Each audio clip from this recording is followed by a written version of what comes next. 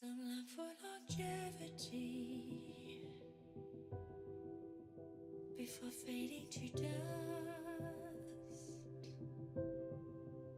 Some love for eternal sleep, as eulogy chanted by stars. Into that serenity, their lost time forever buried. She rambled 1,000 times, a million miles searching for light. Free from the rule of death, now seems so dull. Time goes by, but memories rewind. There she prays again. I just downloaded a new movie. Would you like to watch it together?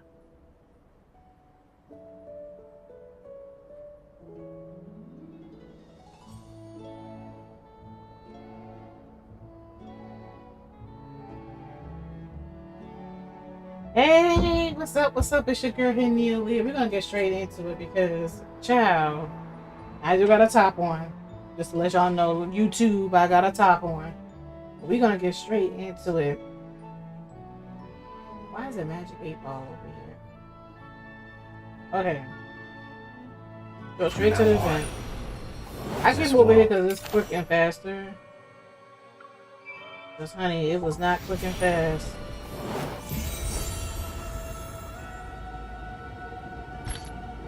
And if I can't beat the game, let's just keep going. We're gonna pursue. My phone is hot.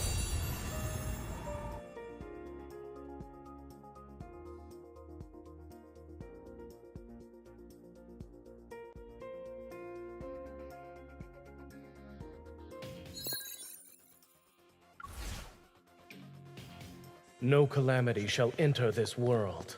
Don't underestimate. Witness divine retribution. No. Now's our chance. It is falling apart. I hope y'all don't hear that echo. Bring it on. Victory is within reach.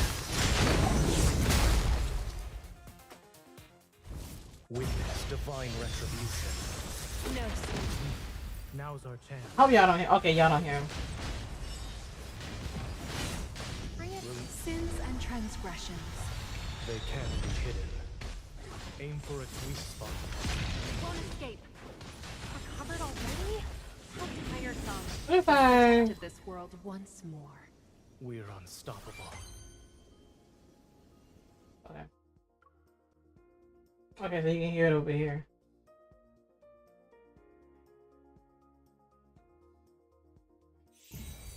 Yeah, I'm on my phone, child, because, man, it was bad out here. I couldn't finish my story. It's cold. Thank you for sharing half of your camel cloak with me.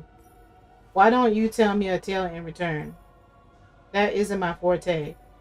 The storytellers in Nieva all start with once upon a time there was a tower. Understood. Once upon a time there was a tower, and inside this tower was a young woman who traveled all over the world. In fact, she visited many worlds. And then she was injured. A singer who on a 16-string instrument saved her. They spent their days and nights together and gradually developed feelings for each other. Will she stay in the world for him? Their story isn't finished yet, so I don't know. But but I truly does, but love truly does make some people stop in their tracks. It can also give others more courage to set out on another journey again.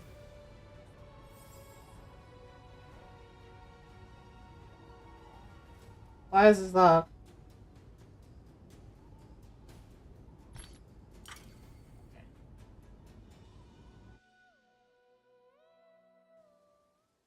See, I haven't even done this, y'all. Rare and precious minerals are essential for whetting my sword. Moreover, a blade tempered with the waters from the spring shall make my blade 100 times sharper. The spring lies deep within a hidden lush forest, and it takes us several days to reach it. Hmm. The spring water falls in a droplets one after another. Will our container ever be filled?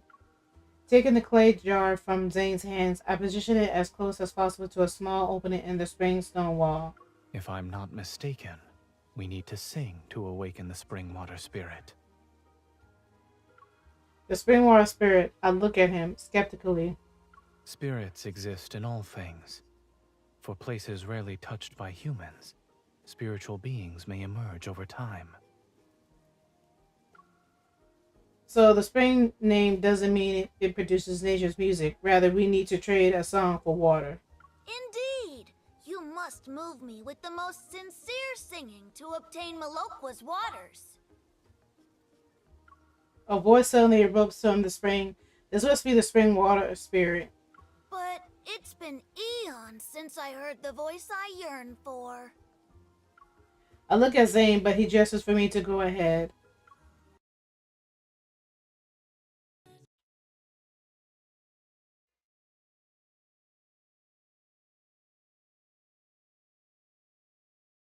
Stop saying what? Child, I don't know. I what do you think I gave it my all? The spring water. Oh shoot. Okay.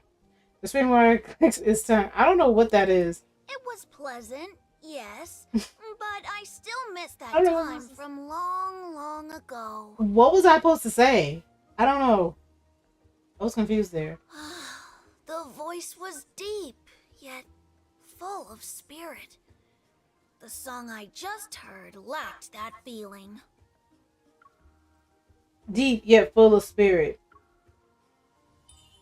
Zane, you. I already know what you're going to say. What?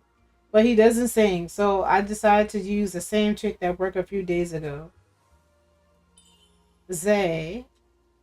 I was gonna say Zane. Stop that. I'll sing. Go ahead, sing for me, baby. La la la la la Aw. la la la la la la la. Zane stops humming, and our surroundings fall silent.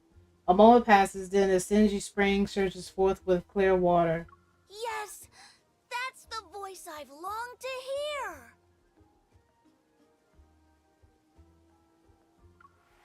The spring water that had been trickling just moments before now flows endlessly. The clay jar is filled, and a question surfaces in my mind. Since the voice the spring water spirit heard was yours, why didn't you sing first, Zane? I bend down and splash the spring water at him. Zane, you did that on purpose. I never heard the goddess of Niava sing before. I should thank the spring water spirit for letting me hear it today. He pauses for a moment before tidying my disheveled hair.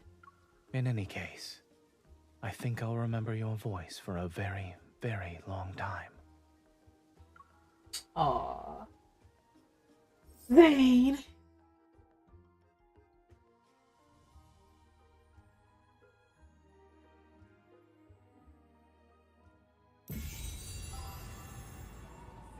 Okay. So we got like a lot. Okay, we don't got the lot. I think we got like Today's the same. We got 3.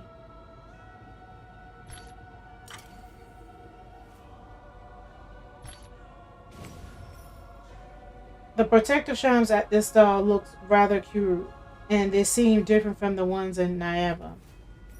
Are you certain? I brought one from Divine Tower. We can compare them. Alright. Oh, shoot. If I don't pass them, I'm going on.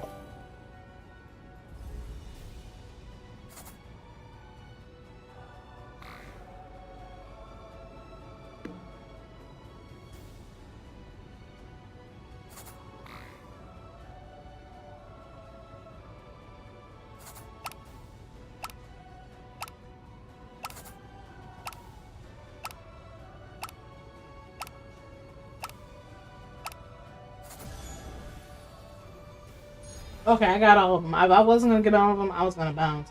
You have a good eye. However, whether the charms are real or not, it doesn't matter that much. Yes, as long as the blessings on it are genuine, that's more than enough. Anyone who wants a protector charm must be seeking divine protection. In that case, I'll bless it with you. Yeah, I already said I'm not playing around. Okay. You've already tried using several different deviations materials. What have you discovered? Concerning how much you love sweets, your teeth are going to get worse. Then why don't I help you do some deviation? What do you see? The results. Your deviation is inaccurate. If you became a fortune teller, your prospects will be dim. I've told you this before, Zayne. Mouths are for eating, drinking, and how strange. What else can they do? I can't recall. Do you remember? They can be used to say kind words. She didn't remember that? Oh, so you do remember. I also remember that my mouth can be used to kiss you. Ooh, stop. You better steal.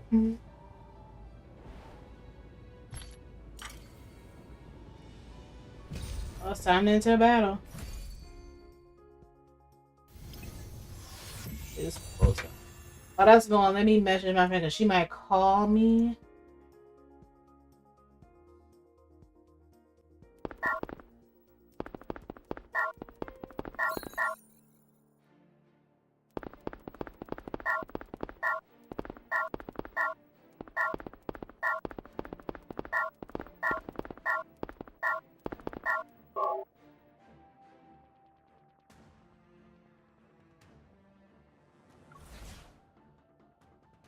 Obliteration is the mercy I grant. I don't like how the way it looks on here. It looks a little cheap looking.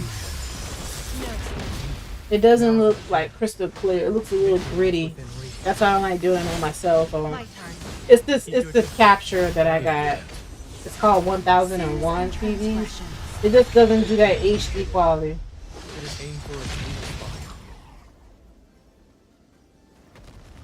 Witness divine retribution. No sin shall be forgiven. Make sure to dodge the attack. Watch out. I'm okay. Let's take it down first. You won't escape. Impudent. My turn. Release the final seal. Sins and transgressions. They can't be hidden. To act again. Aim for its weak spot. Obliteration ordained by fate. Cannot be defied. Heed the decree of two gods. And witness those world ends. Ashes to ashes. We've protected this world once more. We're unstoppable. It's like so much quicker. The show. I was trying to use my emulator today and it was just not working. It was just not working. Okay, so that's it. That's those events. Let's go to the event.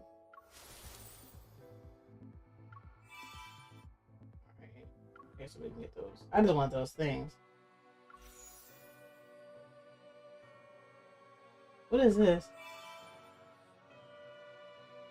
Oh, I guess this is... Okay, this is not it, but... Make sure y'all get that. I didn't even know that was a thing.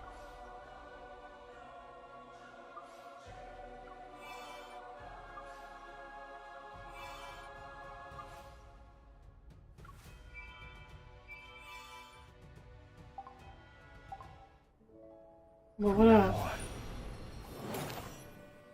Flame. That's how quick it is on my cell phone. It's so much quicker. It's so much quicker versus the emulator. That's why I said I want to get me a tablet where I can do that. Oh, let's get this a little bit higher.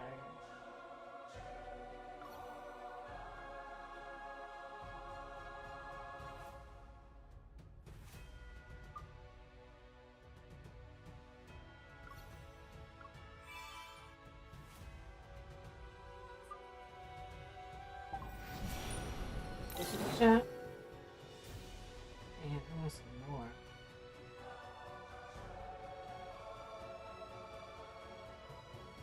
I want to get the awakening heart. Let's go wish. I already got him. I already did the card already. I'm just trying to get his get up.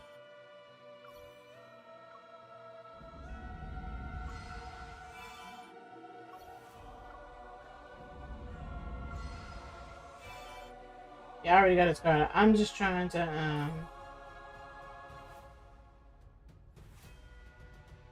see. I'm just trying to get his what do you call it? Y'all not gonna let me see it? Okay, here down here. I'm just trying to get his box.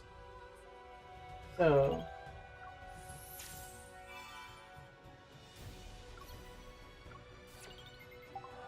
that's all I'm trying to do.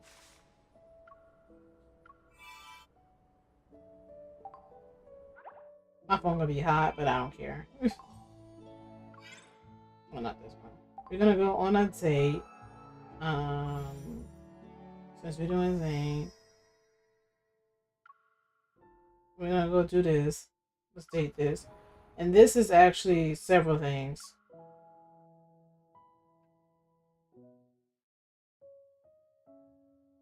Under Astra's command, may the Forestier deliver his will, for that is his fate. In the coldest regions of Philos, the Forestiers had resided in the Tower of Thorns since time immemorial. The Almighty Astra bestowed his power unto him, ordering the Forestier to act as an intermediary for the divine. The royal family sends an envoy to the Tower of Thorns every 100 years to listen to the Forsier's prophecies. Yet the Forestier has not bestowed a prophecy to the royal family in hundreds of years. Evil sent by his majesty never returned. Their whereabouts remain unknown to this day. There is a rumor that Forestier has been promptly frozen in an icy tomb. To him, 100 years but the blink of an eye, and so a new envoy travels through snow and ice, entering his tower. It happens again and again, as it always has for the past thousands of years. But I am not a real envoy. I'm here to treat my illness. To do that, I must take the Cratio protocol from the Forestier's scepter. I have no other choice. Suppressing my anxiety, I walk into a massive room and bow respectfully. I am His Majesty envoy sent here to listen to the Forestier's prophecy. My voice echoed through the empty room. I looked up to see a man wearing a blue robe. He sits on the throne of ice as he holds a scepter. That must be the Forestier. How strange. His body is ensnared in brambles, thorns wrapping around his arms, legs, and chest. It would seem his shackle to the throne. I slowly approach him. I see his head lower, his eyes shut. He encased in ice. He's unconscious.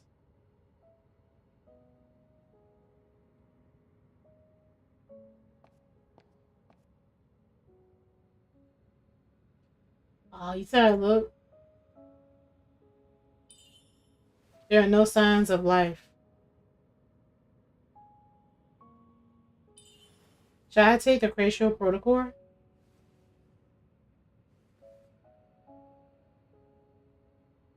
Oh, How impudent. ooh. Forestier. Is my imagination playing tricks on me? Isn't he frozen or he just paralyzed? I think that was it. Or pretending. It gone so quick.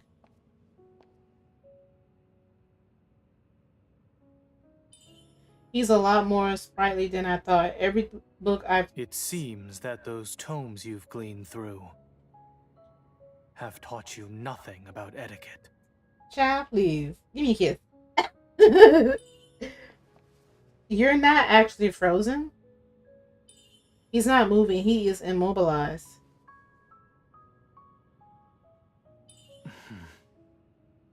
What? Am I trying to help Do him? you know what happens when fools disrespect the Foreseer? Who you calling a fool? Your actions are testing my patience. It seems you do not know what true horror is.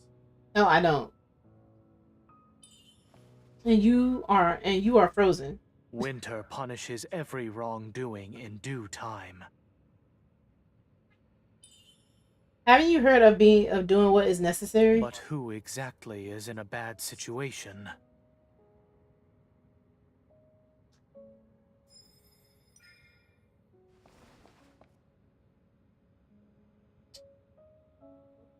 Wait, I did.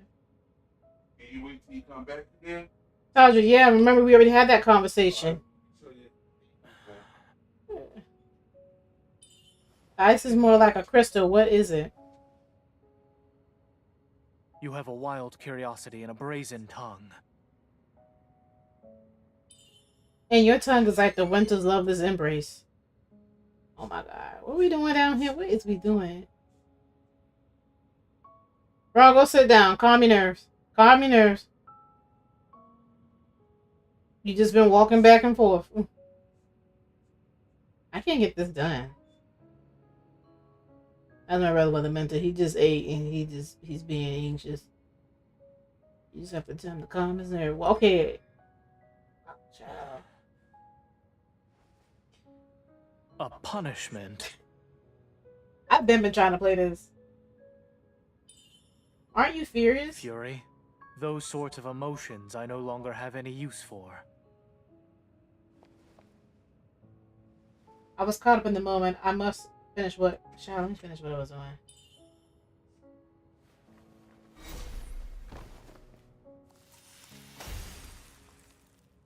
Where did that come from? He can move? That means... I've played enough of your little games. Oh, Zayne. You forget yourself, testing the limits of my benevolence. Zayne, calm down. I need to prepare for a fight. Like, child, am I his majesty? And he gonna kill me? Is that what he said? An honest death That's even, boy, you can't is kill not me. a suitable punishment for every pretender. Zany poo. Look at him, y'all. Look at him. Before I can react, a cold sensation coils around my feet. I look down and see frost climbing up my legs. Tell me, do you know the fate of thieves who sought the Creatio Protocor? Was I stealing? Ice reaches my neck and is like a cold hand that tightly grips my throat. Without sparing a glance, the Foreseer walks past me. He disappeared into the shadows.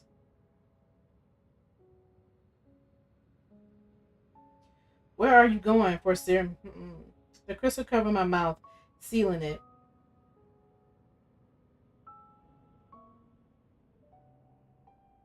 The next time I open my eyes, sunlight drips through the window adorned with roses. He left me here for the night. The Foreseer sits on his throne, reading a book. The sun's glow casts an illusion of softness on his cold demeanor. Foreseer, a fine morning we have today.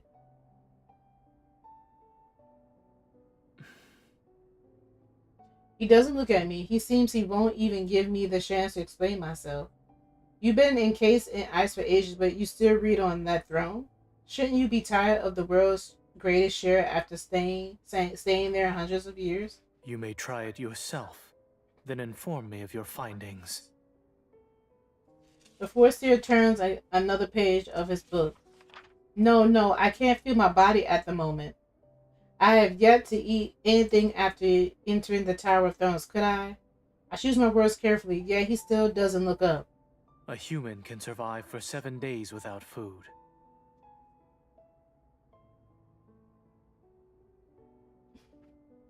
Are you gonna starve me? Is he gonna starve me? Oh my god. Given your stubborn character, you should live for an extra 2 days. Oh my god. You're not going to leave me frozen for 9 days, are you? I shook up and my eyes begin to tear up. Are those tears of your remorse? Dirk, girl, don't cry, girl. Don't cry. Don't cry. All right. I'm not His Majesty's envoy. I'm here to ask for prophecy of my future.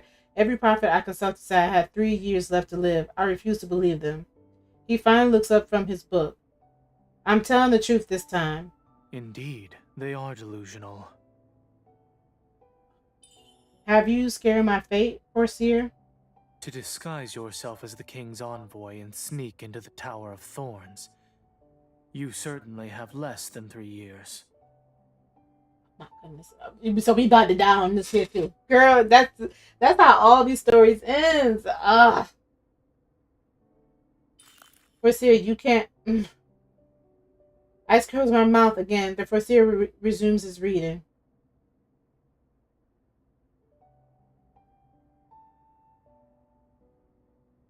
And in the silence returns to his throne room.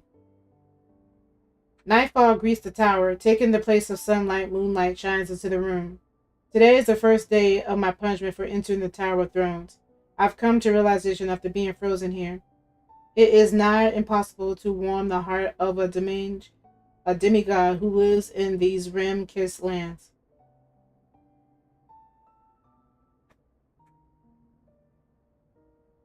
In the middle of the night, I am awoken by a radiant flash. Golden words float before me. They are magics cast by the Foreseer's book. Is he looking for something? The Foreseer stares at the words, brow furrowed. He is not happy with what he's seeing.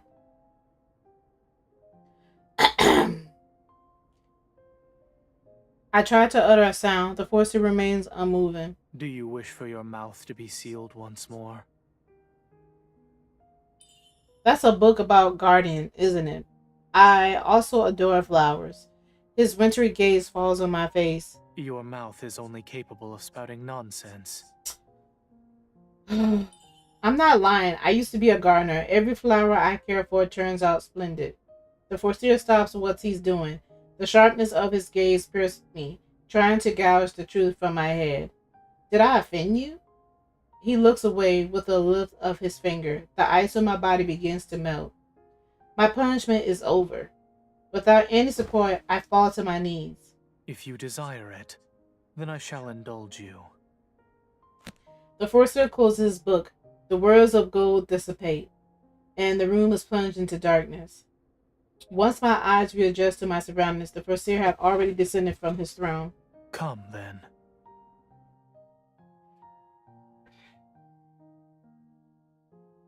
I like the backgrounds on this. This is real nice. It doesn't seem like, because this is an old myth, so it doesn't seem like this myth like they are recycling the background. It seems like they are changing up the background, because I do kind of notice that I'm not throwing shade to the Xavier myth or to the Zayne myth for 2025.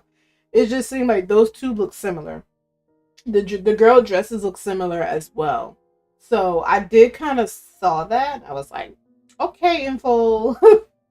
Y'all recycling, aren't y'all?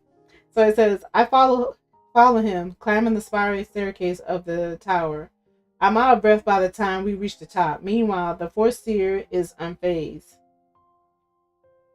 In the distance, snow-covered mountains are like white seashells. Impossible. I was not brought here to admire the scenery. I suddenly noticed a tiny white flower bud between the breaks. Why is jasmine growing in a place like this? The Foreseer's frigid gaze observes my every action. I carefully examine the bud. There is something wrong with it. I doubt it.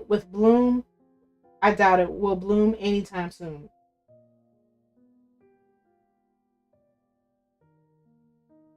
Will you be able to care for it? I consider the possibilities, but the forester seems to predict my next action. He moves toward me, looking into my eyes. Answer me. Okay, yeah, answer me. Yes, of course. Why am I so scared? Stop being scared. It's a miracle for anything to grow here. Without a competent gardener tending to it, the bud will inevitably die. I emphasize the phrase tending to it and glance at the forester's expression. He gazed at the bud and touched its small leaves. If this jasmine blooms, you may leave the tower with your livelihood intact. He is threatening me, y'all. He is threatening me. I'm not sure if I'm imagining things, but it seems the first year holds the jasmine in higher regard than I. For now, in order to buy myself time and an opportunity, I have to say yes. All right, I agree to your terms. Oh, Lord. This is interesting.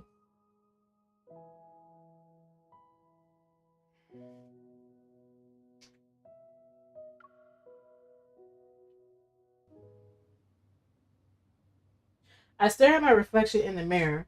There on my bosom are blue markings engraved in my flesh like cracks that would appear if someone wedged their blade into the frosted ground. It's a symptom of, what's that, criaris? I haven't heard it. A rare, strange disease. Physicians have only recorded a few cases in an old textbook. The infected will certainly lose consciousness and be able to move as if solid, as frozen solid. Only the creation protocol from the Tower of Thorns can remove it. To make that peculiar jasmine bloom, this is my chance. I need to befriend the Forseer so he lets down his guard. Only then will I be able to approach the Crochet Protocol. Why does the Forseer care so much about that jasmine? I need to investigate.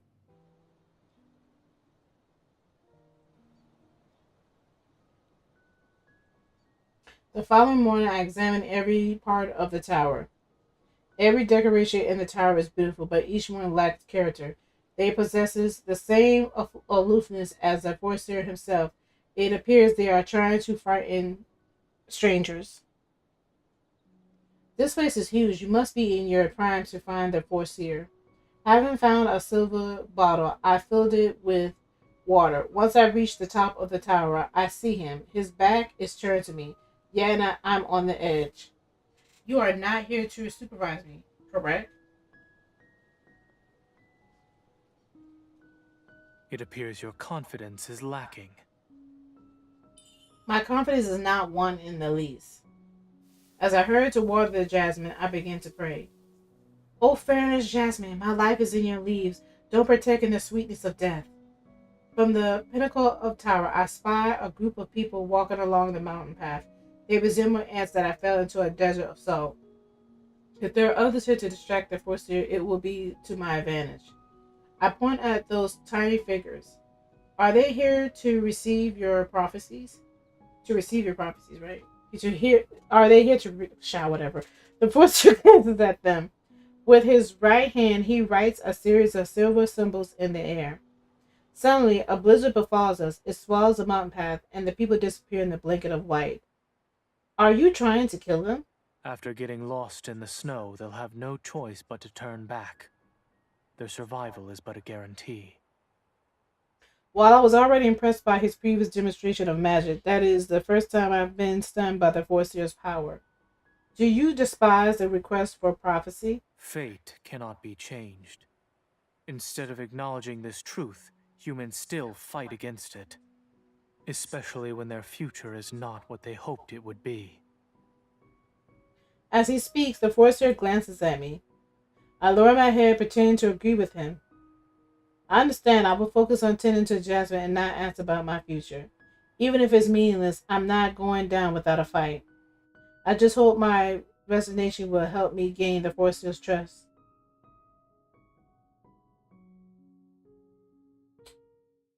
Look at the back. Several days pass. I have already memorized my daily routine for taking care of the Jasmine. I can do it in my sleep. In the morning, I hum as I take my silver bottle to the tower's pinnacle. There I see the Forseer gaze at the sky. Good morning, Forseer. He ain't got nothing to say to me. Hesitating, I look up to see a sky free of clouds, seeming reserved, reaching far and wide. Do you need someone to listen to your music? Silence. Zane, come on now. Come on now.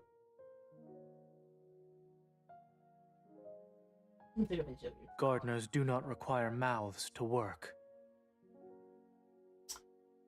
Okay. Okay. I silently water the jasmine and observe this forester who is acting strange. Suddenly the sky is filled with cries of birds. I'm shocked by what I see. Thousands and thousands of silver white birds fly toward the Tower of Thrones. The sky is covered in a shroud of crystalline feathers, clear as frost in the morning sun. They shimmer like a nebula within reach. What are they? Arcticyons. The forester raises a hand. One of the birds lands on it, seemingly answering the summon, and happily chirps. Does it know you?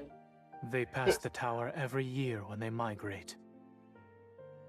The forester looks at the little bird, his expression full of warmth, one would greet an old friend with.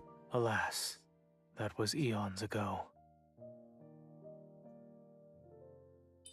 I have never laid my eyes upon a creature as stunning as whatever that is. Your hand. Reluctantly, I hold it out, and he places his hand on top of mine. I panic and pull back my hand. Don't be afraid. Humans are the least of their concern. His hand, warmer than I imagined to be, gently grabs my palm. The silvery white bird hops from the forester's hand to mine. Its feathers reflect the color of the sky, deceptively depicting a light, brilliant blue. It's lovely, I guess you don't just stay secluded indoors and read all the time. So that is the conclusion you arrived at while resting in ice. It's because I'm curious about the Forseer. Your name appears in the Tome of Forseer, but the text only speaks of you as Ashra too. I don't think its accounts are accurate. The Forseer remains expressionless. Astra does not write his own story. The imagination of mortals is what remains in the sands of time. The Forseer lets go of my hand, and the Akron returns to his flock. Quietly, he watches them fly away, bidding them farewell. I have to admit, you aren't as merciless as Winter. You care about the judgment, and you remember to wait for the earth once you're able to move. The coldness in the Forseer's gaze returns. You are not here to study my behavior. Roll your eyes again. Roll your eyes again. Roll your eyes again and see what happened. Your wild curiosity almost led to your demise. Oh, shut up. You know you ain't gonna kill me. I die another way. How am I die? How am I die?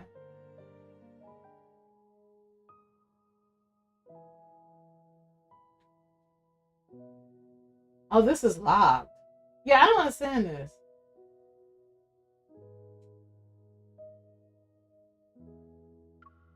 Oh, no. I already did that.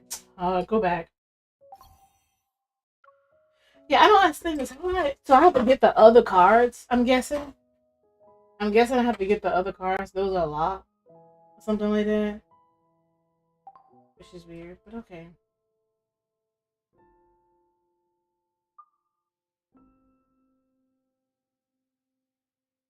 Let's do this one. Alright, let's do this one.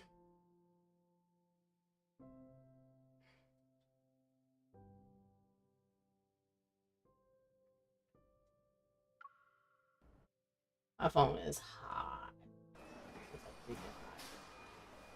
See, I love the background for these stories over here. It's already evening when the plane lands in Vernadine Tree City. As I step out of the cabin, I'm greeted by fresh human air.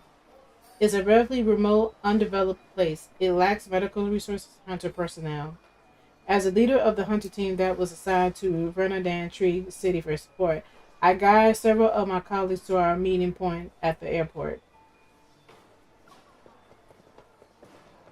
Due to the frequent abnormal protofields recently, traffic control will be implemented in the following areas. We ask all citizens to take note. To improve the coordinated emergency response capabilities between various systems, we will be hosting a collaborative exchange with Lincoln City in the coming days. This project will implement new, streamlined communication terminals integrated with the emergency response system. Our goal is to... Is that the same terminal we're using? Yeah, while we're waiting for our ride, everyone should familiarize themselves with these devices. We can only use them to communicate with each other during our mission. You can look up Axo Hospital's medical team and the city government working group. This is really efficient for finding people. All work and communication records must be saved within the system. If you encounter any issues while using it, make sure to report them immediately.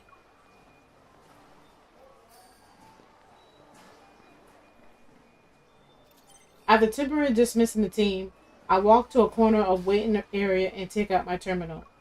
This is the first time I'm logging into the system. My username is still my ID number and I'm using a default avatar. I search for Zayne. Sure enough, he has already changed his username and uploaded a standard work profile picture. Next to his name, he is his assignment location, Verdantry City Hospital. As soon as I send the message, guess who I am? It's immediately marked as read. A familiar pair of leather shoes appears in front of me. I look up to see Zayne. It seems he just arrived as well. Shit, it's pretty. It's rare to see someone this childish. It takes one to know one. I know that's right. Who are you talking about? You, Zayne, you. I point to the travel guide in his hand. You call me childish, but it is a certain mature gentleman taking elaborate plans to collect cute stickers from tourist attractions. All right. Perhaps I do have a plan. He holds out the booklet to show the photo on the cover. It is a green tree with clusters of small red fruits. The verdant tree is one of the city's iconic landmarks. It looks beautiful when it bears fruit. What a shame. I don't think it'll be doing that at this time. The travel guide shows plenty of other tourist attractions. Verdantry City has gorgeous scenery. Are you planning to do some sightseeing? Scenery tends to be more beautiful when viewed by two people. But I heard that Vanity City doesn't have the best public transportation. The Hunters Training Headquarters and Vanity City Hospital are far away from each other too. The hospital has provided me with a car. It should be okay. I hold back a smile as I take the travel guide from him. Find me when you're free. Then don't try to speed or anything. Stay safe. Likewise. Stay safe.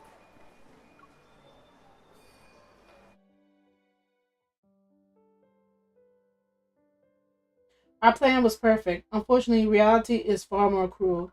In addition to conducting daily investigation and elimination missions in the no-hunt zone, my colleagues and I are also responsible for training the local hunters.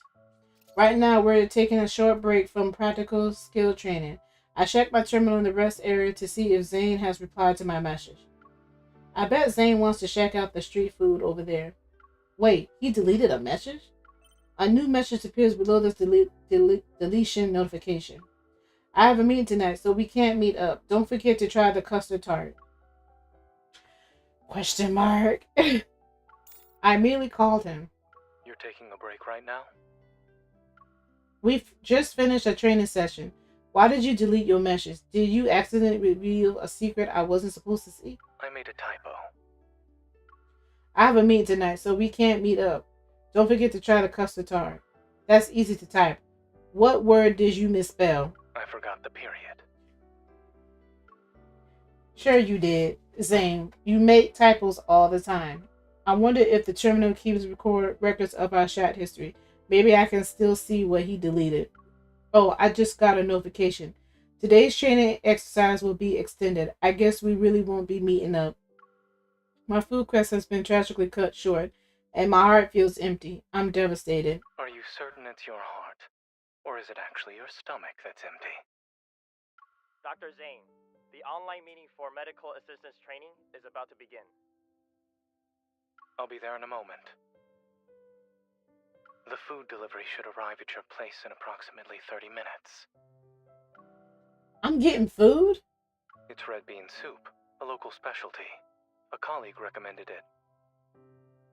It was supposed to be a warm-up for your street food adventure, but now it can comfort your empty heart instead.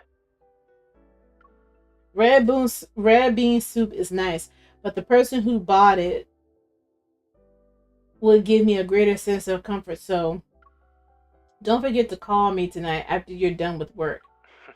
Of course.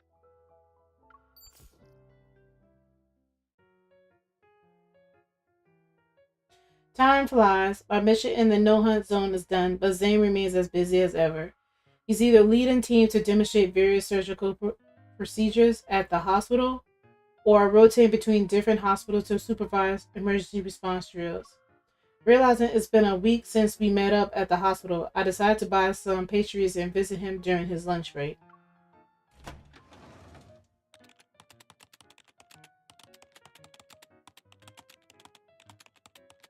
Luckily for me, I found a Dr. Zayne who's not spending his lunch break in the operating room. Give me a minute or two. I'm almost done. Dr. Zayne, that assistance protocol we discussed earlier. Oh, you're the hunter who visited before. The doctor eyes dart between me and Zayne a few times, then he smiles and waves his hand dismissively. Ah, you're Dr. Zayne's significant other. I'm sorry for disturbing you. Okay.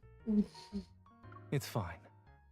I'll organize the results from our recent field surveys and upload them to the system. We should be able to finalize everything. We'll discuss it at tomorrow's meeting. Great! I'll get going then.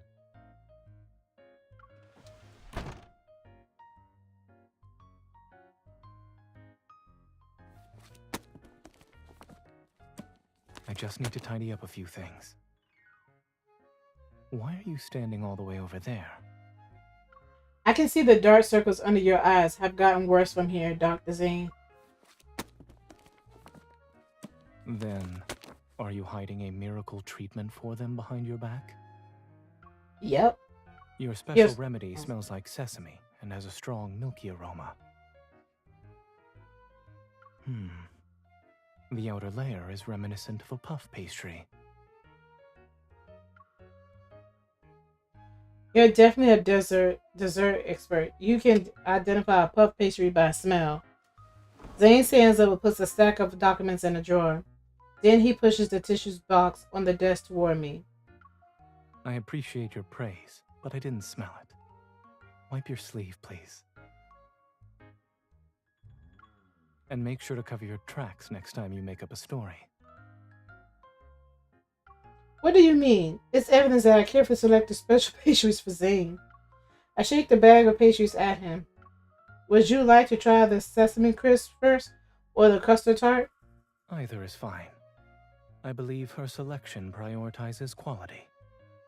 However, I suggest we change locations before we eat our snacks. The sun is nice today. We then look outside and are greeted by a bleak, overcast sky.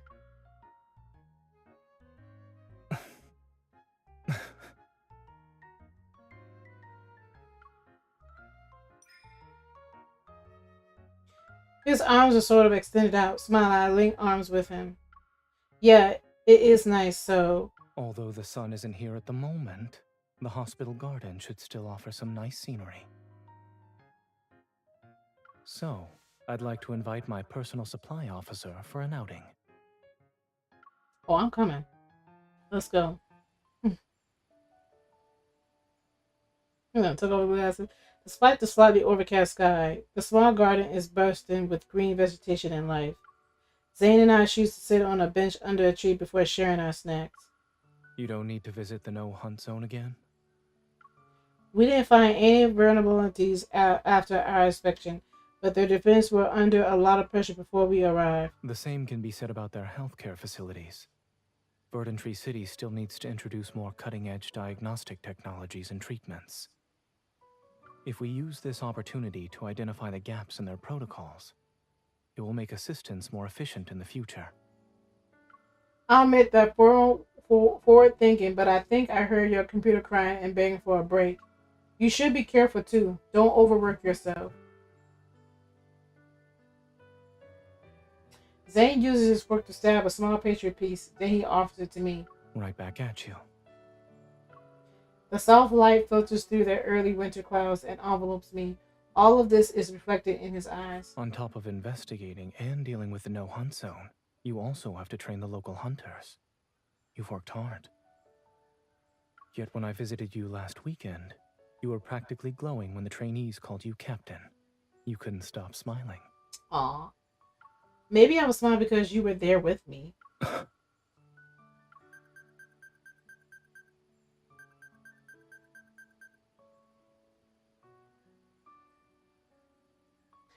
Zane glances at his terminal with a resigned expression. He looks at me. There's an emergency preoperative consultation. I need to head back now. I sigh dramatically and point to the bare trails in front of our bench. I hope Dr. Zane's schedule will be just as empty as that. It sounds like you're describing retirement. Then I'll claim a few days of Zane's retirement in advance when we're back in Lincoln. A few days? I expected more than that. Are you underestimating me? I wouldn't dare.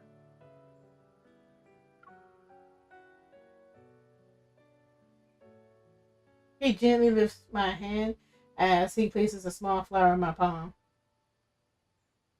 Even though there are no Picotee morning glories on the trellis, the verdant tree should be blooming as we speak. Following Zane's gesture, I look up. There's our inconspicuous small flowers blossoming on the tree. Wasn't this on front of the travel guide? Yes, the verdant tree. It's one of the city's iconic landmarks and looks beautiful when it bears fruit. But there are only flowers. We're not seeing it at its most beautiful moment.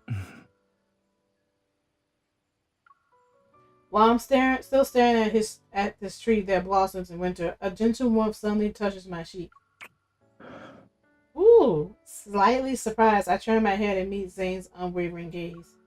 What's that for? I'm simply borrowing a bit of your time in advance. I learned it from you. Ooh, borrow some more time, sweetie. Your work at the training headquarters is almost finished, yes? I hope you'll visit me tonight. What you... Zayne, what you mean tonight? What you trying to do?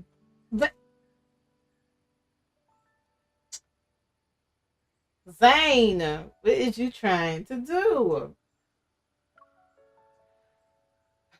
I hope you visit me tonight. Oh, girl, now look at... Now, we not visiting. With only 2 nights left in Vanderin Tree City, I head to Zane's place after finishing the handover at the training headquarters. I've already packed my bags. His space is almost devoid of personal touches. Only the sofa with its throw blanket shows any signs of being lived in. He asked me to come over, but there's no sign of him anywhere. It's almost midnight, too. I make myself comfortable on the sofa with my laptop. I'll work on my report while I wait. Oh, you got to come in. Come on in, Zayne. Didn't I send a message about not waiting for me? Oh my goodness. I'm not waiting for you. I was just sitting here with a ridiculous, long, seemingly endless report.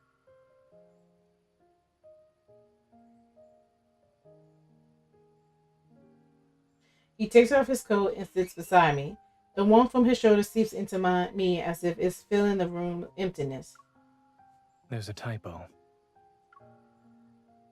I look at where he's pointing and see the word I mistyped. Good eye, Dr. Zayne. And yet your expression is asking, is this really the time to be checking for typos, Zayne? I lean against him and play with the button on his sleeve's cuffs. This isn't anything new. I'm used to it. If I see you struggle with the required word count, can I use it to make up for my ill-timed display of good eyesight? Adding fluff to a report shouldn't be too difficult. Use some adjectives before each noun, and substitute a few words with longer alternatives. Okay. For instance, replace mission with glorious and arduous mission.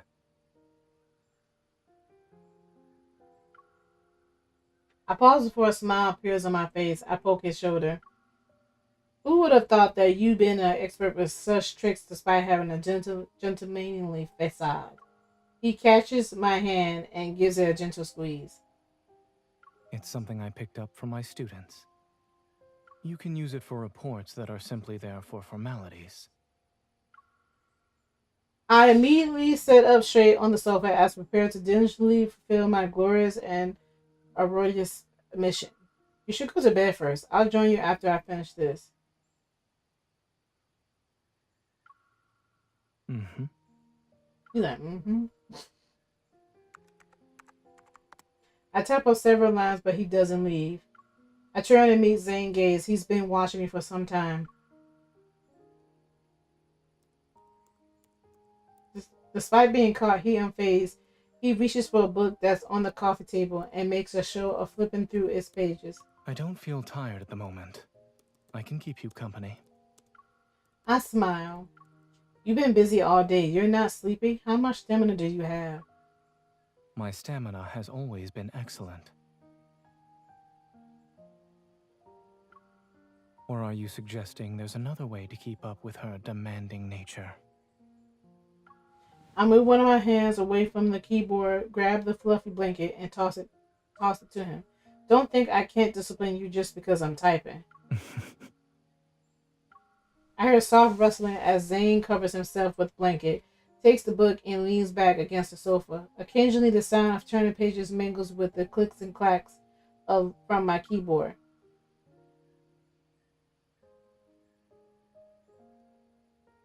When I finish my report and look back, Zayne has already closed his eyes.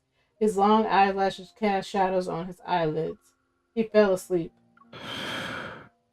And he said he wasn't tired. Should I carry him to bed?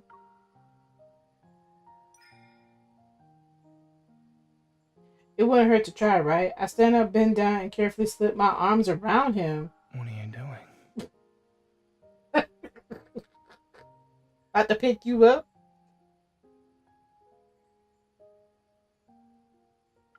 I turn my head and meet Zayne's slightly defensive, drowsy gaze.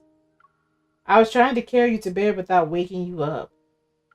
He lowers his gaze before giving me a slight smile.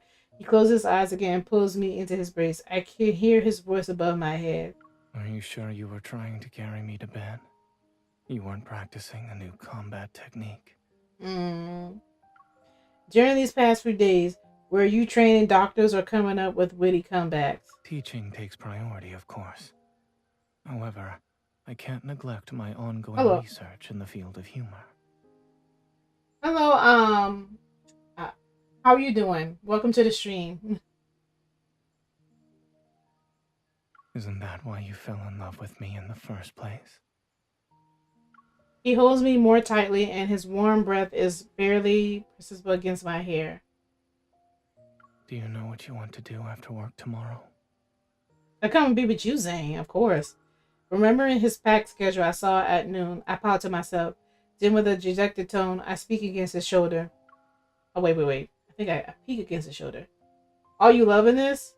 You like playing Love and... Have you played Love in Deep Space? Oh, thank you for the follow. I appreciate it.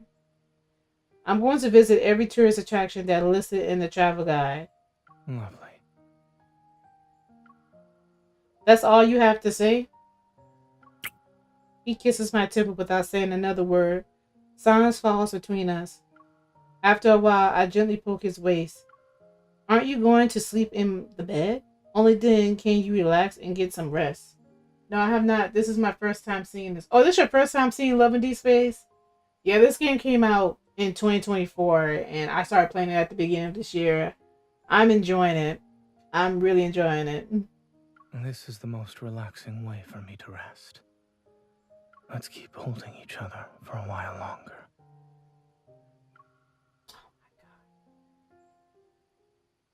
Zayne.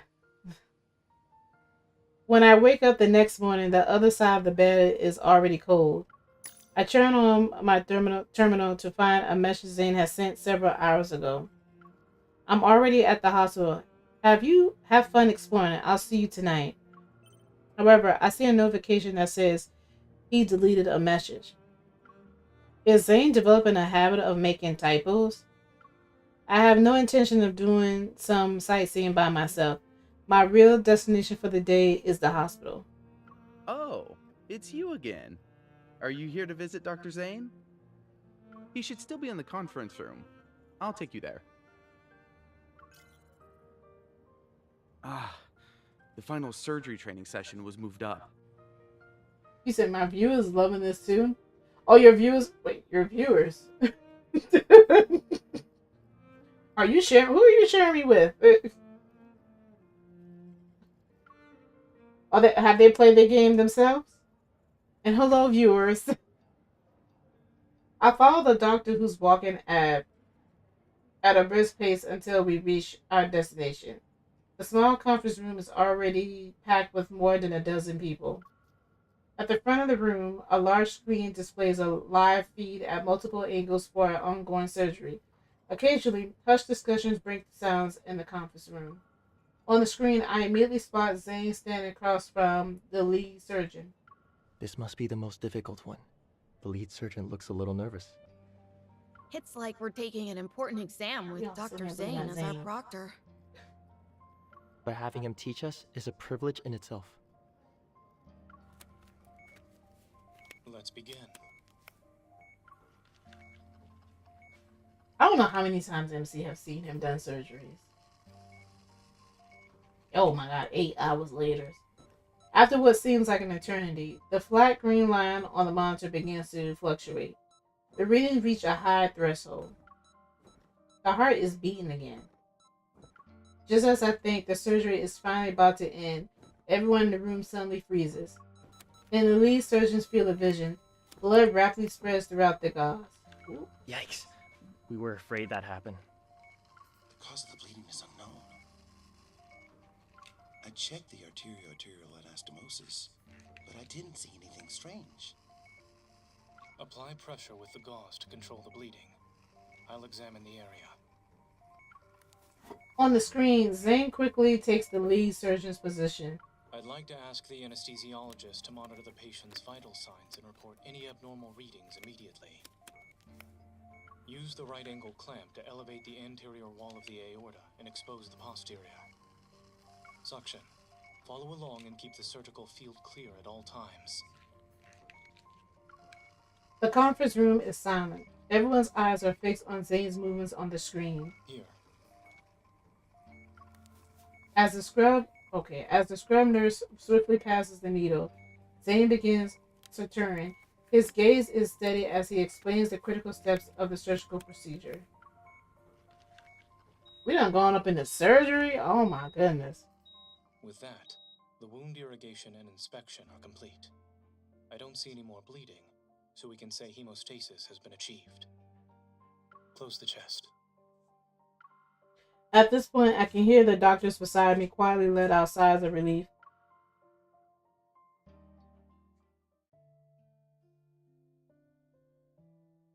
It isn't until the surgery is done that I realize more than 9 hours have passed away. My legs are numb as I bend down to massage them. I can hear Zane, who's already moved to the break room. He's still answering doctor's questions via an online meeting. Oh, she's been standing this whole time? Like, why is she sat down?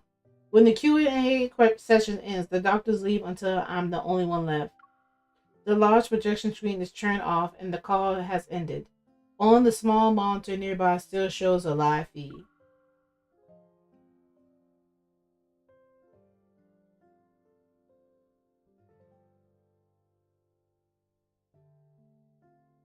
In the break room, Zane sits down silently. Fatigued, he pulls off his mask and lowers his guards. Beads of sweat are slightly visible on his skin. Oh, he is tired. I'm still watching him when he suddenly looks up and our gazes meet. Not knowing what to do, I grin. Zane is startled for a moment before he gives me a faint smile. He then points to his wrist where he usually wears his watch and uses his fingers to trace the number 12 in the air. Your shift ends at 12 o'clock. Even though he can't hear my voice, Zane still nods at me slightly, mouths something. Maybe he saw my confused expression. He averts his gaze as his smile widens.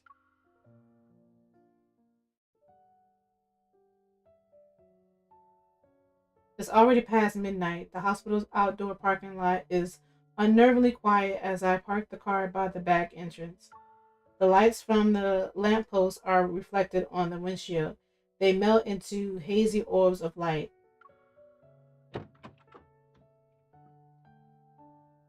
Look at You him. don't often volunteer to drive. This is your reward after a long day, Dr. Zayne. You earned it. I watched Zane in the passenger seat for a moment before finally looking away and gripping the steering wheel. What's the matter?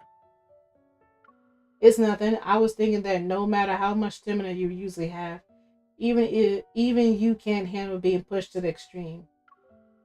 From now on, I'll try not to push you too much. Aw. If I said that I actually preferred you to push me, would it be strange? Definitely. But I've already prepared a special remedy for your peculiar condition. I start the car, smiling. I give him the hot drink and simple meal I bought in advance. Your treatment is one macchiato and a sandwich. I think that's a drink. I'm not a big coffee person, but I think that's what or it can be. Is that like a coffee with hot chocolate? That's what I think. I'm not big on. I like hot cocoa. That's my thing. I know some people like coffee, but I like hot cocoa.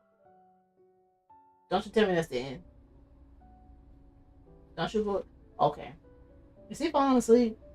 The view outside flows past us like water. His breathing gradually steadies. The traffic light turns red. The terminal repeatedly vibrates in quiet car, and I take a quick look. It's a call from Grayson. He's probably asking about my flight. You can send him the details. Oh, Zane is real comfortable with our phone. Child. But when I pick up Zane's terminal, the screen shows our chat history. Oh, now she's gonna see it. What he said. Unlike what's displayed on my end, the chat history on Zane's device occasionally shows gray messages I've never seen before. Good morning. The sun is shining, and I heard you can see the mountains that are a kilometer drive away. Do you want to go there? Yes. The message has been deleted before I saw it, so... Good morning. The sun is shining. Aww. Then there was the time I wanted to try the city's famous street food near the training headquarters. His response was, I have a meeting tonight, so we can't meet up. Don't forget to try the custard tart. We can go there later. Then there's a message he sent shortly after we arrived here. I'll be getting off work early today, so I should be able to meet up with you. And shortly after, the message was deleted and replaced with, Good night. While I read the messages, I can imagine him saying these words. We hearing it. We are actually hearing it, baby girl. It's not hard to guess that most of these invitations were deleted because of the work emergencies. They're nothing but faded gray text. What are you looking at? Oh, nothing. Not nothing. I'm not reading your messages. My heart flutters. I look at Zane as he wakes up. Oh my god, why is it doing this? I don't know why after a while when I'm tapping. Now, yeah, there it goes. The street light's warm glow softly illuminates his features. His expression is tired yet gentle. Did you know that even if you delete messages on terminal, they'll still store it in the system?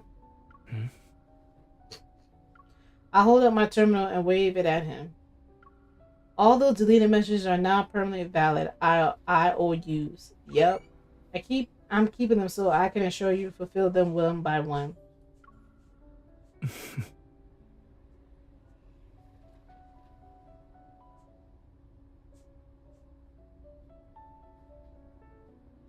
Zane takes the terminal and scrolls through the screen. The corner of his mouth twitches. We can fulfill one of them right now if you'd like. I know that's right. Let's go, Zane. You didn't say nothing but a thing. Let's go. Turn left. If we drive to the mountains, we can still watch the sunrise. Aw. We're not doing that. What? I Why? thought you'd still have some energy for it. The red light turns green. After a short pause, we continue our journey. Unfortunately, I'm the one behind the steering wheel. So this isn't the road to our adventure. It's the road we'll take to go home. Oh, Did you do something fun today? as you said, I had fun at the hospital. I didn't go anywhere else. As you said, scenery tends to be more beautiful when viewed by two people. I know that's right. Yes, yes, I know. My pile of debts is as tall as a tower. It's good that you are aware. Let's come back here when we don't have the work. Then we can enjoy the scenery for as long as we want. What did you say to me in the break room? Street lights blur into the streets as we move. His gaze lands on me, and I can almost feel its weight. It wasn't that important. I saw you, so you can't pretend it didn't exist. In that case, I said, the very fact you're here makes me happy. Aww. I'm happy to be here too with you. Be here with you too, Zane. I'm mixing up my words.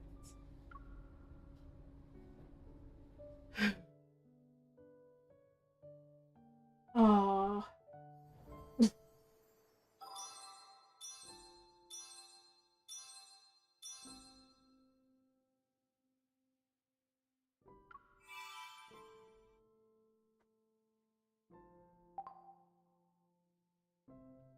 Alright, so we did all those.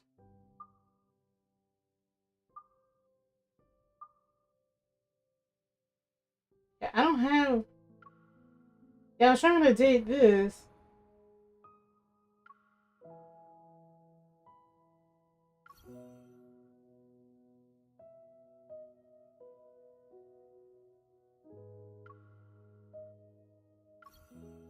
Miss Shard and turning. Use to unlock mirrors. Use to unlock mirrors tower secrets. Sham.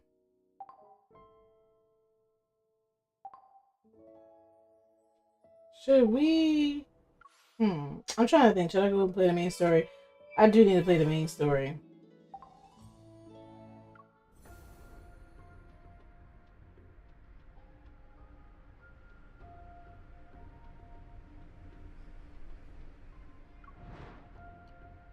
Okay, so I'm on the homecoming. I need to make more space.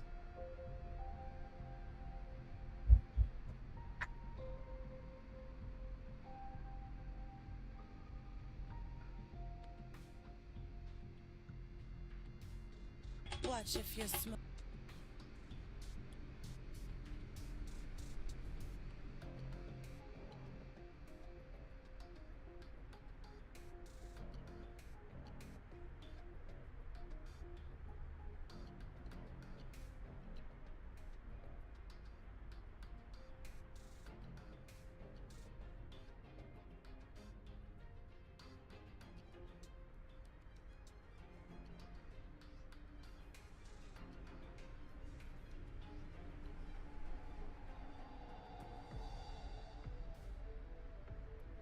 I'm over here looking at something while that's downloaded.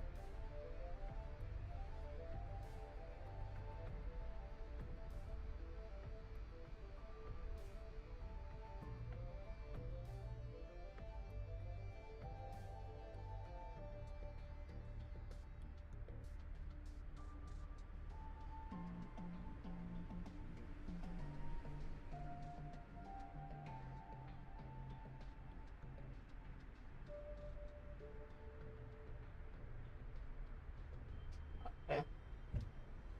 Oh my god.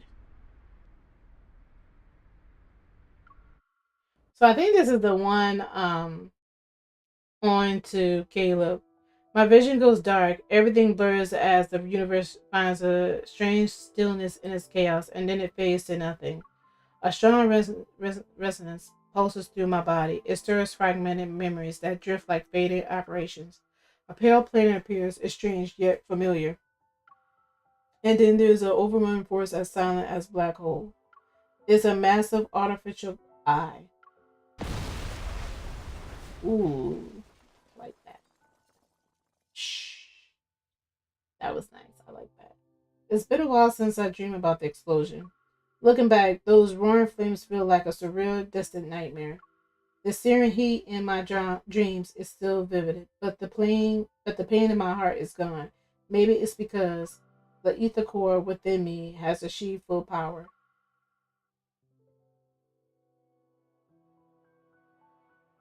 To investigate and deal with anomalous incidents related to ether cores, the association secretly began Operation Ether Ordeal. Over the past few months, we swiftly and discreetly handled numerous anomalies and documented information about a new ether core. We termed it the Spatium Core. After completing several investigations, I learned how seemingly unrelated issues were connected in surprising ways. Silas, a brief absence gave the force who combated the Ethicor in the N109 zone an opening. Xavier's former teams who have gone separate ways possesses cutting-edge protocol technology, and their goals extend beyond that, just targeting Xavier. The strange black crystals are deeply connected to the old battle, causing Zane's nightmares to worsen. And with the watchful eyes of some secret observers, Raphael is forced to quietly search for the power seal within the tomb of the sea god. When traced back to their source, these unrelated threads are connected to one massive entity, Ever. The limited amount of evidence we have also suggests that Ever was the true mastermind behind the Blundsor district explosion.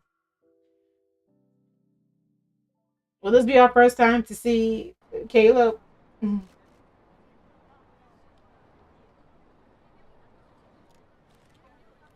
It's been a week since the explosion in the Cascade District.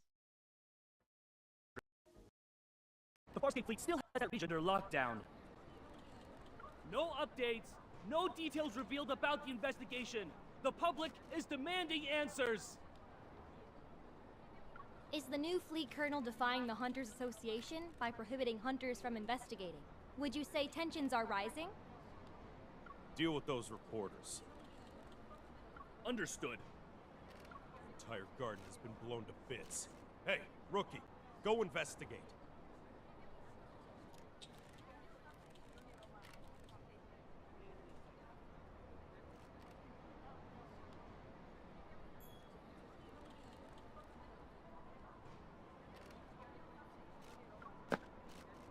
Yes, Captain.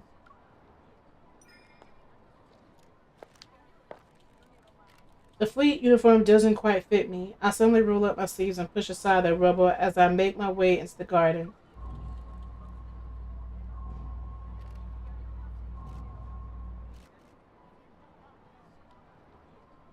The energy trail I can resonate with is faint, but is similar to the one belonging to an ether core. The source must be over here. It's gonna rain tomorrow evening, and all traces will be washed away. Make sure to be done before. The garden is in ruins. I've been down to dodge the fleet soldiers and crime scene. Investigators wearing white gloves on the other side of a hedge. Just right behind these bushes. The burnt vines twist through the vegetation. The silent suppression swallows even the faintest of sounds. Part the vines. Behind the layer of leaves and petals, it's as if a small hand darts among the tangled branch. I quickly reach out, but my fingers touch another scorched wall. That brief, familiar energy fluctuation ripples through the air before vanishing. I knew it.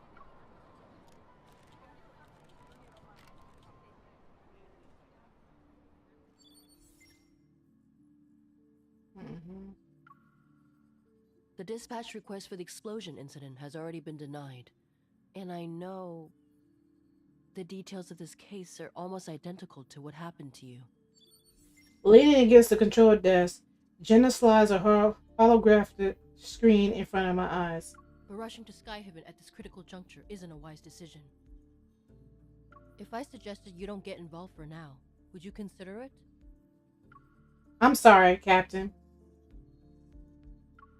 Seeing the glaring denied on her screen, I try to calm myself.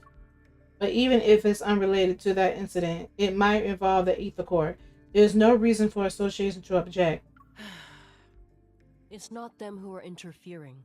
It's the Far Space Fleet's doing. The Far Space Fleet? Skyhaven is a floating artificial island that consumes a large amount of energy. The fleet controls its power supply, which grants them a substantial amount of authority. Their new colonel, who's still in the deep space tunnel, is concerned about the confidential information related to the fleet, and so he prevents hunters from investigating. Understood. I won't go as a hunter. I'll also avoid any conflict involving the fleet. Seeing my unwavering determination, Jenna shows a rare instance of expiation. She sighs. In other words, you'll encounter more than just Wanderers should you choose to enter Skyhaven. If you're sure about this, then I can approve your request for a long vacation. Thank you, Captain.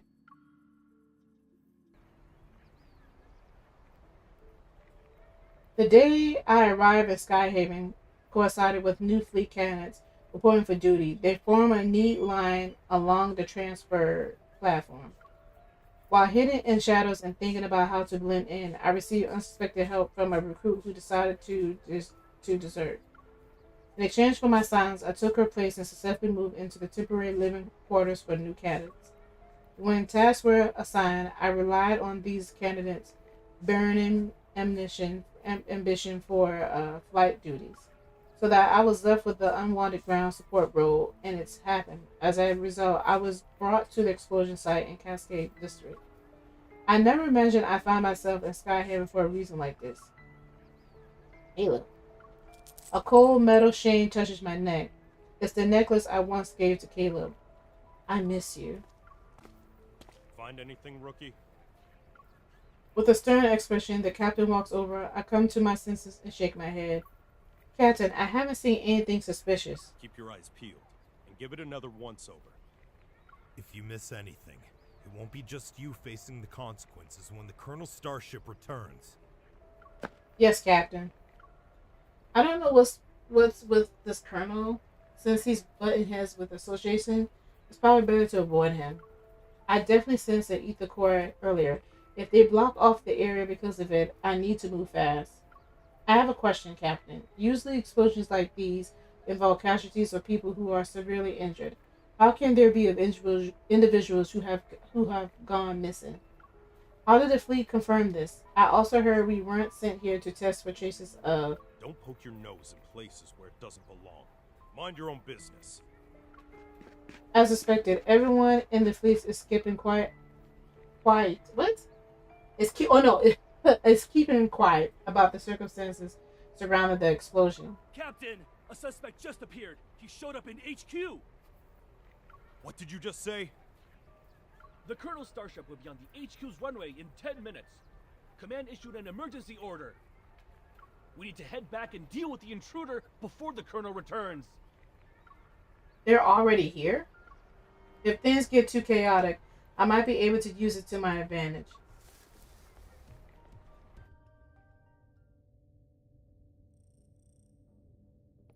Oh, is that him? Colonel, everything is ready. We'll be landing in Skyhaven without a problem. Do we have any leads yet on the traitor who almost sank us in deep space 3 days ago? I'm afraid not. Maybe our navigation was off. It could have also been unexpected turbulence.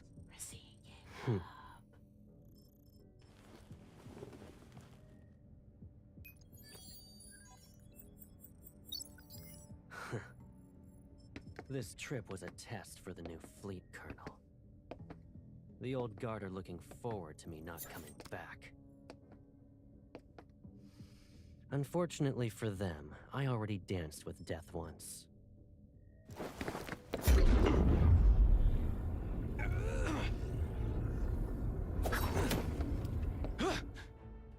I won't die again. Oh, Lord.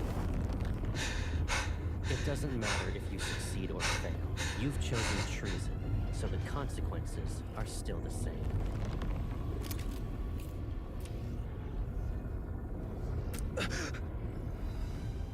You don't need to return to Skyhaven. And y'all said that that Silas is a thug.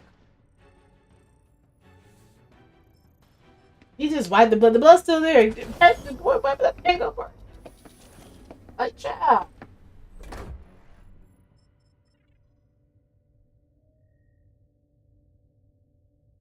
That's how we got to introducing him? Wow. I'll be right back. I need to make my brother something.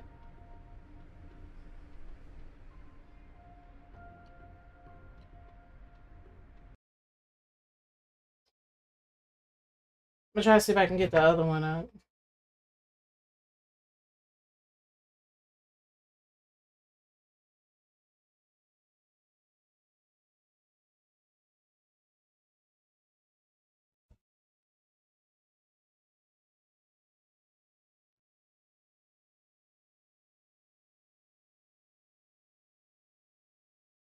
I'll be right back.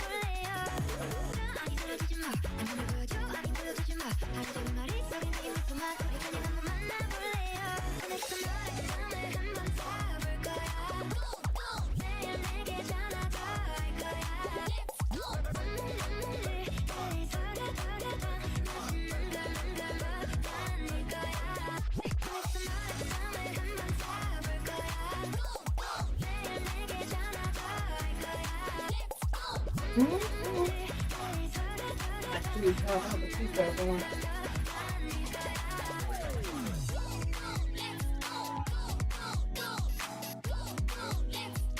Boom, boom, boom. Hey! Go. Here we go.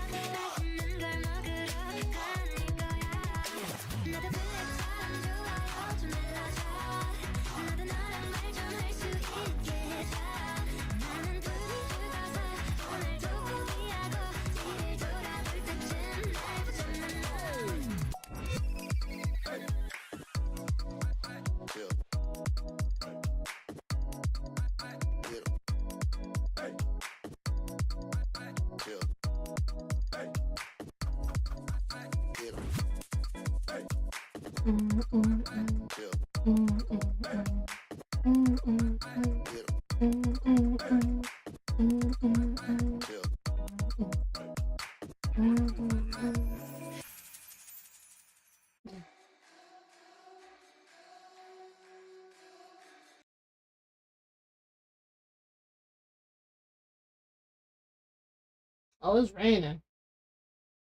Oh, hold on.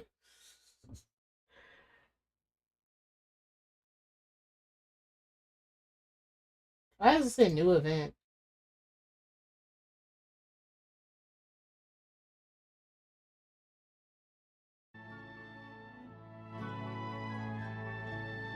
I already have this.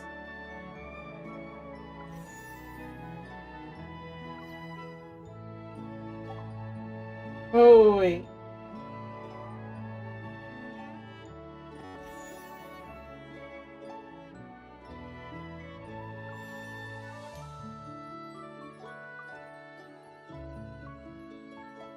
Wait, don't start yet. I want to sketch a unique design for yourself. Okay.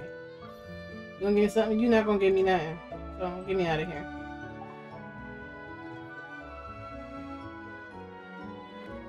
Come on.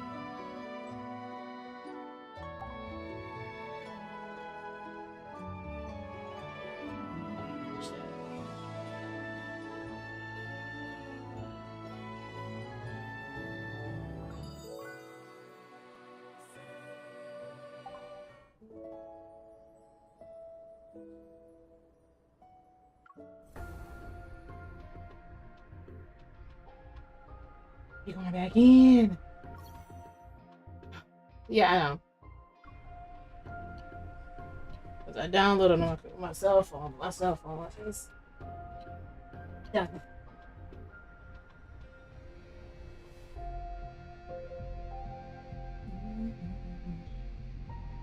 That's a good question. Did it?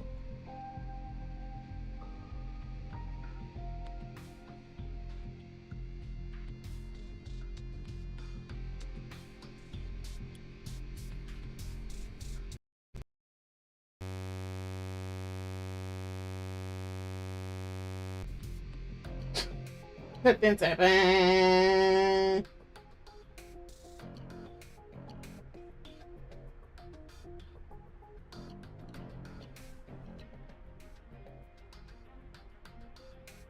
Trying to see if I got paid, y'all.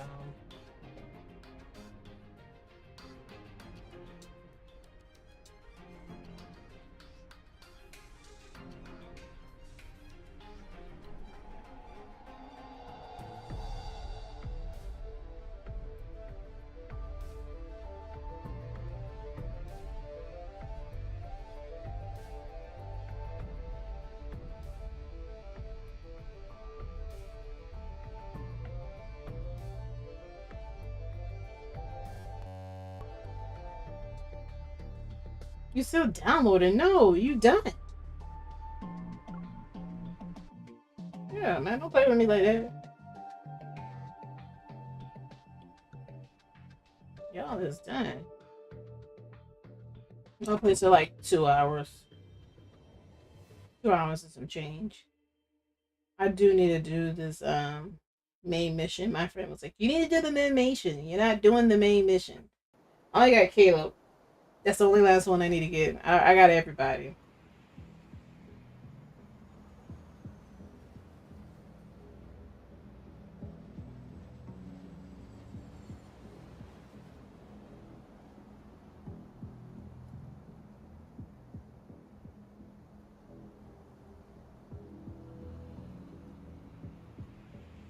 The fleet's command center is located in the highest guard station in Skyhaven. The island itself is surrounded by bright sunlight and cold air. A tall, thin man stands at the edge of the runway, his right hand raised high like a tree, touching the sky. It trembles in the wind. The sniper had already taken position before we arrived. The suspect is clutching a detonator in his right hand, so they haven't taken the shot. Captain, he's wearing a fleet uniform. He is one of us. Storing weapons in his private arsenal and placing explosives in residential areas. Those are poised to provoke outsiders so they'll be dissatisfied with the fleet and the new colonel. All units, the chance to prove yourselves is here. Pull yourself together, maggots! Okay. I wonder who this suspect really is and if he holds important info about this mysterious group. They made me. The fleet forced me. The fleet made him. Look at the poor bastard. Driven mad by spending too much time in the deep space tunnel. Block all entrances and exits. Make sure no one sets foot on the runway. Following the captain's orders, the entire runway is quickly surrounded in an impenetrable net. Suddenly, a loud buzzing fills the air.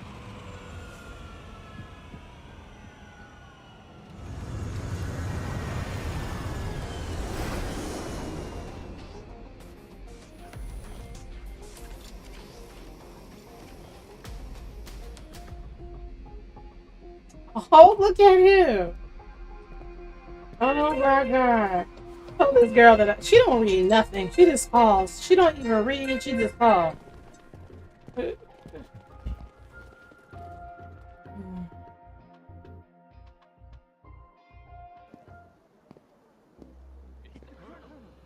Under the spectacle of lights, the new fleet colonel who's been widely discussed steps out of the sleek black starship.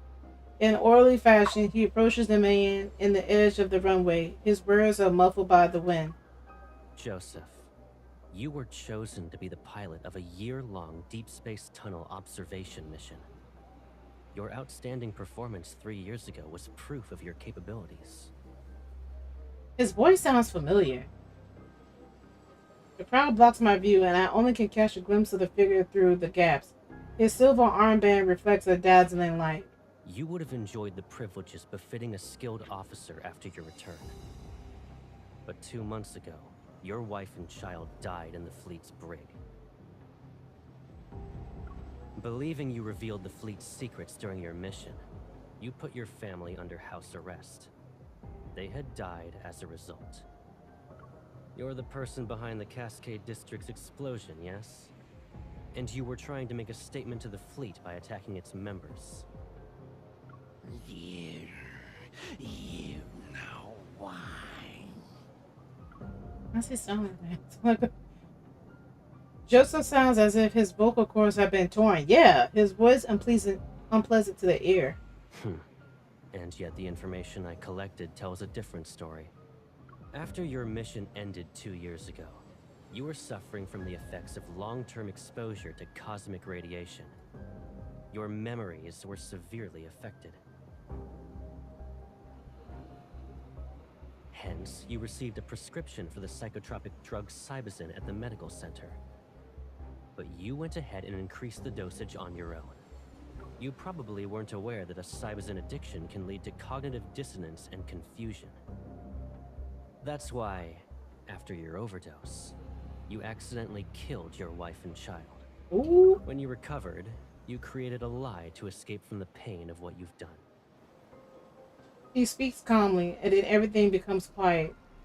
No, that's not possible. You made me do it. You planted a mind control device in me. It's that chip. What? Caleb, did you do that? Boy, you fool up if you did that. Joseph Force's voice is interrupted. Reality instant distorts behind him as a black hole appears, its edges blurred. Enough. You don't need to defend yourself anymore. As soon as the coroner finishes speaking, the man and the detonator are consumed by the black hole in the blink of an eye. It quickly closes and the clear sky reappears once more. But now the edge of the runway is empty. Lock down the command center. We still have an unidentified traitor with us. The order is cold, and everyone snaps out of their daze. My palms start to sweat and my heart races. There's only one thought in my mind.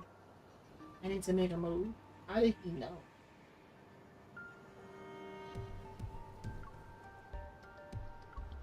He just got back from the deep space tunnel. Could he really know what's happening on the ground too?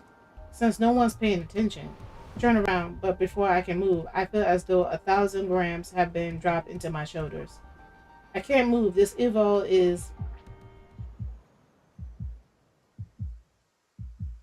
Caleb, please, I'm really just going out to buy some snacks. I'll be fine. It's raining.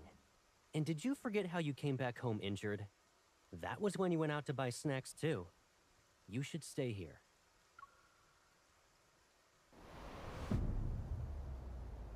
It's also the gravity evolve. The sound of footsteps stops behind me. A long shadow is cast. Don't move. The moment the voice speaks, my blood freezes. It's not because I'm scared. I heard this voice before. I know this voice. Colonel, I'll immediately start an investigation into her identity. No need. I'll do it myself. My mind goes blank. It's as if the noise around me has been filtered out. Caleb?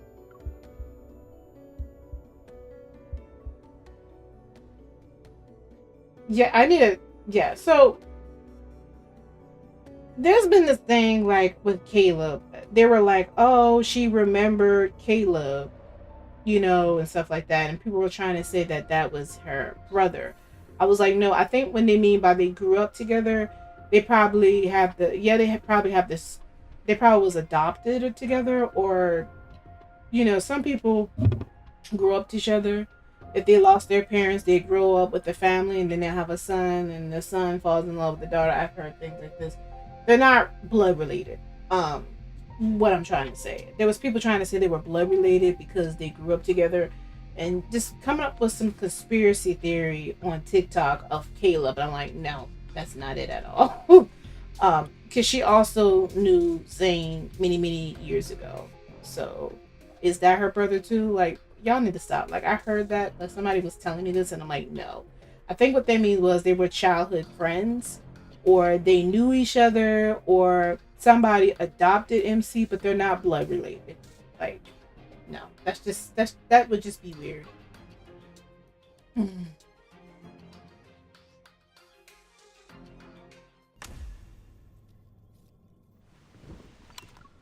I'm forced to sit in the chair used for questioning. Restraints emerge from it to secure my hands and feet.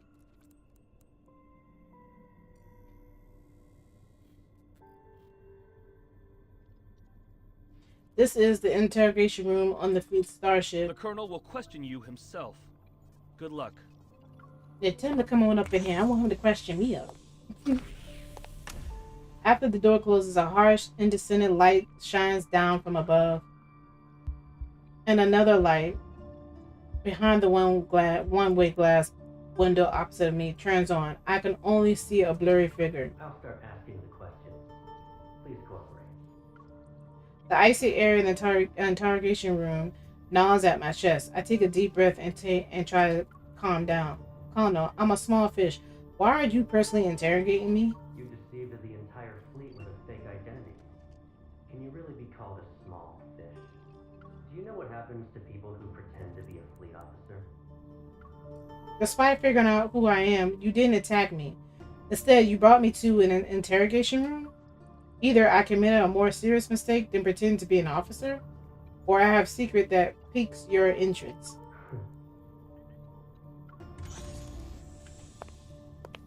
Come on in here and talk to me and stop standing behind the glass. The light behind the glass wall flickers twice, and the silhouette vanishes. He enters the room without missing a beat, his military boots touching the alloy floor.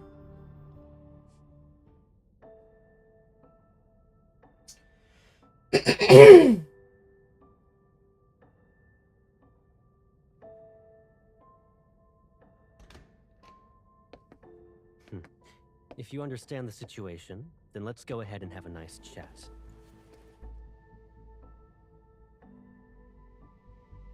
Is it really you?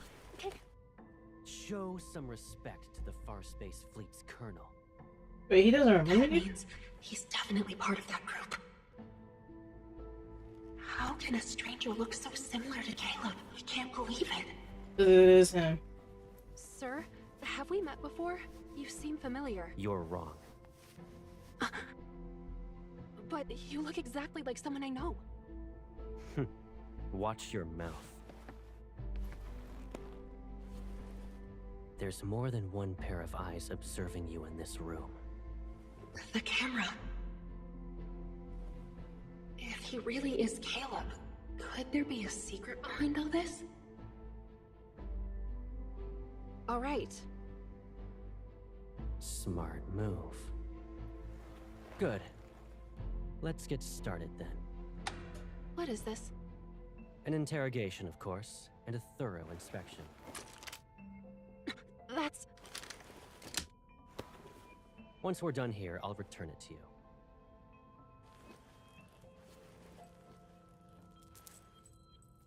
you.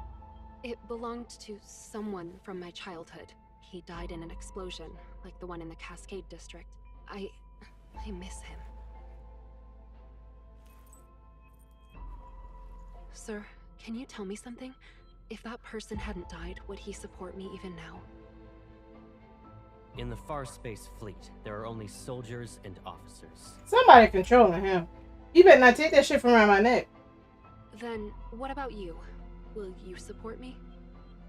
Do what you're told and don't cause any trouble. You won't get hurt then. Putting a collar on me? It's a mood tracker. The cameras in this room will scan your iris and facial movements before sending the data straight through a terminal. That, along with the monitor's information, will be analyzed to gauge your emotional stability. In other words, there's a catch. You can't lie, no matter what. You... It's necessary. Be obedient and it'll be over before you know it.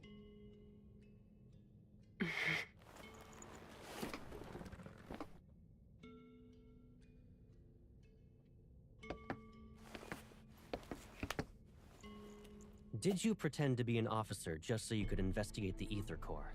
Be honest. What? He knows about the Ether Core? But... I don't know.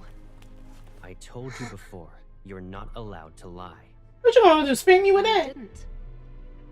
Recently, there was a large energy explosion in the N109 zone, related to an Ether Core. Ooh. At that I don't know about time, you that. disappeared without trace, and didn't check in with any organization. But you weren't punished upon your return. Our intel suggests you were in the N109 zone. I don't understand. Allow me to remind you that we are in Skyhaven. We're above the clouds, and even the World Evol government has to abide by the fleet.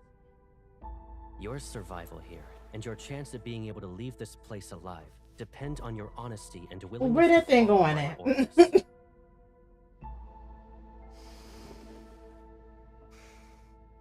I will ask again. Did you come to Skyhaven for the Ether Core? Is he really Caleb? Something must be going on with him. He just don't remember. Remember, the camera is watching. You must tell the truth. The camera. He's reminding me that there's surveillance, so I can't say anything. I'm telling the truth. I'm not related to anything involving an Ether Core. This is your last chance. I don't know anything.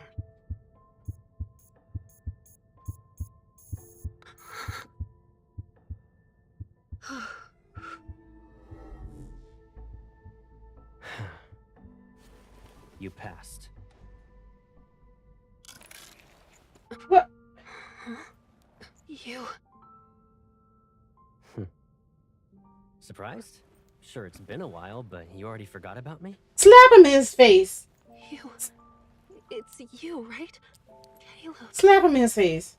Is there another me in the world? I'm about to slap you in your face. Man, screw all this. Yeah, you did.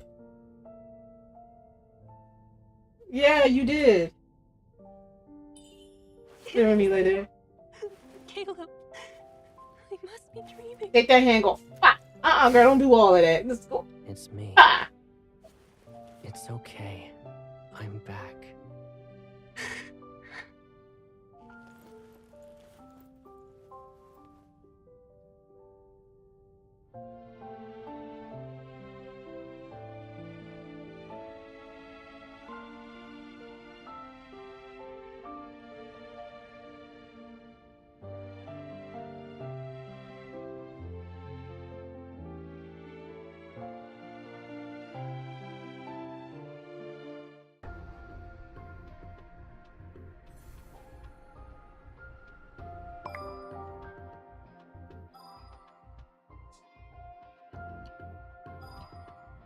Oh shoot. Do we got him now? I guess we do. I guess we do. Caleb. Let's see what he got to say. Yo, Did you throw away the expired chocolates from yesterday? I also think we're running low on juice. Remember to buy them at the supermarket. Relax. I got the perfect amount. I don't need someone buying me 2 boxes again. I gave most of that stuff to my colleagues, but it still took a week to finish what was left. Yeah, I may have misjudged the situation back then. Why are you suddenly asking me to buy them? It's almost like you're preparing for a long trip. Basically, I'll be heading into the deep space tunnel in a few days. I wanted to give you a heads up. Another classified mission? You got hurt the last time you went there. You also lied to me about the mission not being over. You waited until you were almost fully recovered before heading back. That was a long time ago. Are you still upset about it? Yeah. Though you could tell I was injured even when most of my wounds had healed. Have you ever thought about changing careers to become a detective? The strong scent of medicine was on you. I don't like how you always hide your injuries from me. You've got quite the nose. It was just a minor injury. I'd rather not make you needlessly worry. It's better to show up fully recovered. Then promise me that the first thing you'll do when you return is contact me. Haven't I always been doing that, though? Don't worry. I promise I'll call you as soon as I'm back. That's more like it. Oh, right. You said your electric razor was broken. Did you get a new one? No rush. I'm on my way to Lincoln. I can buy one after I see you. You can get an electric razor from my place. I have an unopened electric razor in the cabinet that you can take with you. You bought one for me? Of course, if I didn't, you wouldn't even think about having a spare. You're always so thoughtful. I bought something for you too. I brought it with me today, so we can exchange gifts. Why do I have this anonymous feeling? Last time you got me a lipstick that was the only one the store sold all year. You still have questionable taste. I can guarantee this is different. I did my research before buying it, so I'm sure you'll like it. Besides, my taste is becoming more like yours because of your influence. What if this time I picked something you'll actually love? Fine, I guess I'll give you another chance. Too bad I'm getting the gift while the person giving it to me is about to leave. Wouldn't it make you think of me whenever you see it? Okay, I've changed my mind. I won't give you the gift today. Huh? When I come back, you'll get both the gift and the person giving it to you at the same time.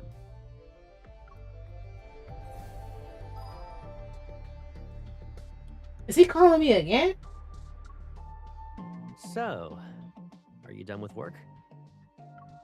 Almost. I'm at the entrance of Hall 2 right now. Come find me if you're finished. Well, I am, but I need to head back to deal with some work stuff. I won't be able to make it in time to see you. Right now, I was hoping we could have dinner. Yeah, I'm already in the elevator, and my car's waiting outside. I can order some takeout for you. My treat. It's okay. I'll just have dinner with my colleagues. When I heard you were giving a speech on behalf of the fleet and that we be in the same venue, I was looking forward to it for several days. But we're so busy that we couldn't see each other. I guess I got my hopes up for nothing. Actually, I did see you. Yeah. How? Really? When? I happened to pass by Hall 2 during the intermission.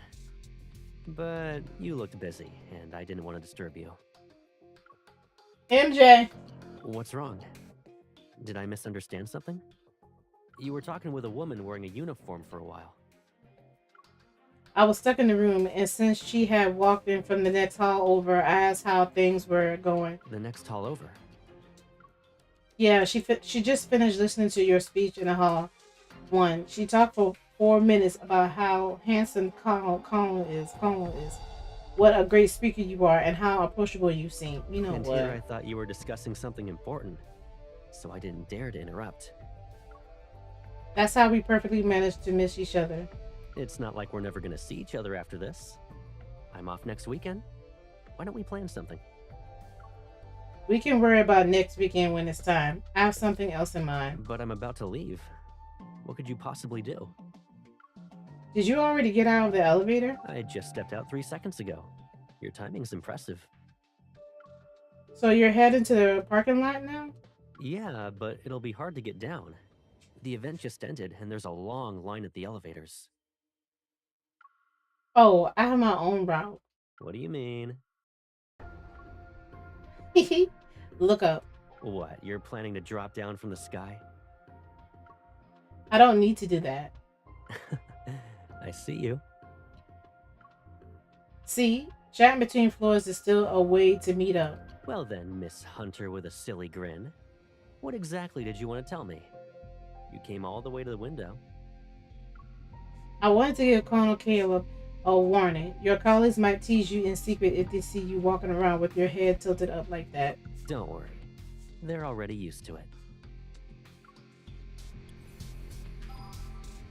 Caleb, look. I'll talk to you later. No. There's so many cars. Oh my god, no.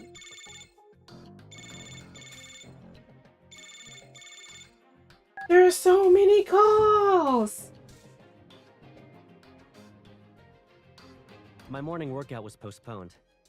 Didn't you say you wanted to see me? No, Caleb. We just met. Chill. You wanted to see me just for that? I didn't want to see you at all. Let me finish your story. I like bringing it with me because you said this collab design was cute. You don't need to give it back. I have another one just like it. Nah, I wasn't bulk buying. I just bought a pair out of habit. Other habits can be changed, but I don't want to change this one. Not yet. Let me guess why you're giving me advice now. Is it because you've forgotten that when we were kids, whatever I bought, I got one for you too? That's how your allowance kept growing. We just met. Yeah, I've been doing it willingly. I volunteered to pay double for your favorite snacks, toys, and books. Never because someone would be a tattletale and tell Grandma. Didn't you know how convincing you were when you tattled? Even I, the defendant, almost ended up believing you. You being a tattletale worked wonders. But what left a deeper mark was the time you called me selfish.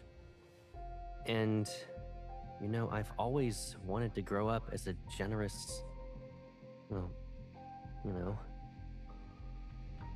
But now that I think about it, you weren't far off.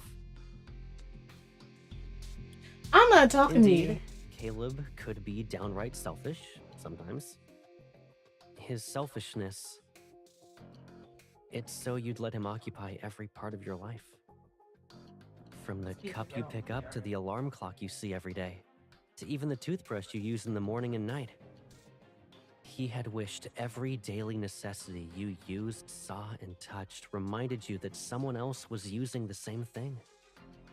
But now, he no longer knows if this sort of selfish and wishful caring should be carried on. I'm getting tired of that. There's Really? always somebody trying You to sell heard views. everything, and all you have to say is I tell don't me want to what a buy no fool I've dang been? freaking views. You're right. I wouldn't have gotten into this habit without you letting me. All right. Since this is a problem we created, we should suffer the consequences together.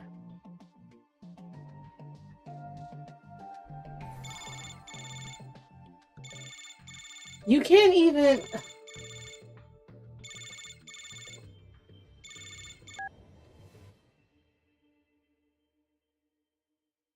Caleb. Do you want to guess where I'm going? Yeah, where are you going? Just like how you used to do it. I almost forgot. You're not exactly familiar with Skyhaven. No, I'm not. But that's okay. I didn't have a certain location in mind. So your guess wouldn't have been wrong either way. Mm-hmm. If I stumble upon a nice place, I can take you there when you visit Skyhaven again. No, let me ask my man Silas. My husband. I'm married to him. But you And can't Raphael. do a lot of stuff here. It's nothing like Lincoln. I mean, we know all of our secret bases in Lincoln thanks to our years of tireless exploring. Those 2 adventure maps you drew expanded a bunch of times. You've traveled a lot on your own in the time I've been gone, haven't you? Those 2 maps remained consistent over the years, but they're probably different now. It's not a bad thing, though. This time you're finally ahead of me, Pipsqueak. I'm not your peepsqueak. I'm a kitten. We always used to fight over who should be the navigator when we were little. How about this? Next time I'm in Lincoln, you'll be my navigator and show me the places you've discovered. It's possible to get lost when you're heading to a place you're familiar with, even if you've only been away for a few months. It's not that you can't find the way. It's more like you can't decide what your destination should be. Whether it's that old house, the park, or our other secret bases, it's pointless to stay in those places without someone there waiting for me. I don't just order people around, you know. When I'm piloting an aircraft, I wait for the control tower to give landing clearance. I'm I a have to dentist. hover in the air for a long time before the clearance is given. Damn, he talks so much. And I'll do the same thing for you. I'll wait for you to give me permission no matter how long it takes. If you'd like, you can help me mark all those trails I'm missing on that map. I don't want to do that. Even if it's just following your footsteps. Yeah, I don't want to do I'll that. be able to pretend I've taken part in these journeys of yours.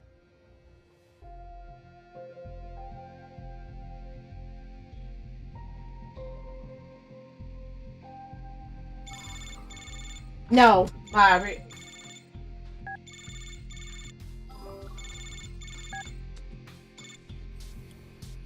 Oh my god. Can I get in here? Like, he's already calling. Like, bro, you need to wait, take it to the main menu, and then you can call. Goodness. Don't be afraid. It's all right. From now on, we'll be living together. Does this mean we'll never be alone again? Yes.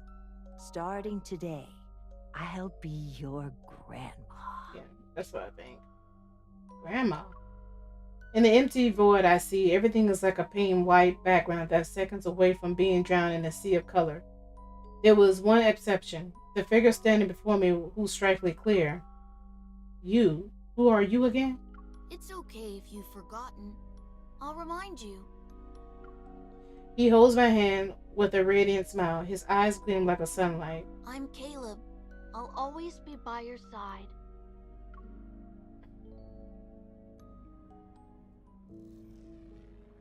My mind returns to the present. All I can see is grayish white glow with a metallic shell.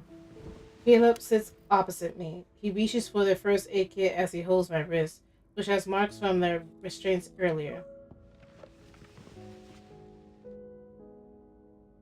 Most of the fleet's meds work immediately. It might sting. You need to tough it out. What if I don't? His tender care is completely different from the cold, intimidating facade he wore in the interrogation room.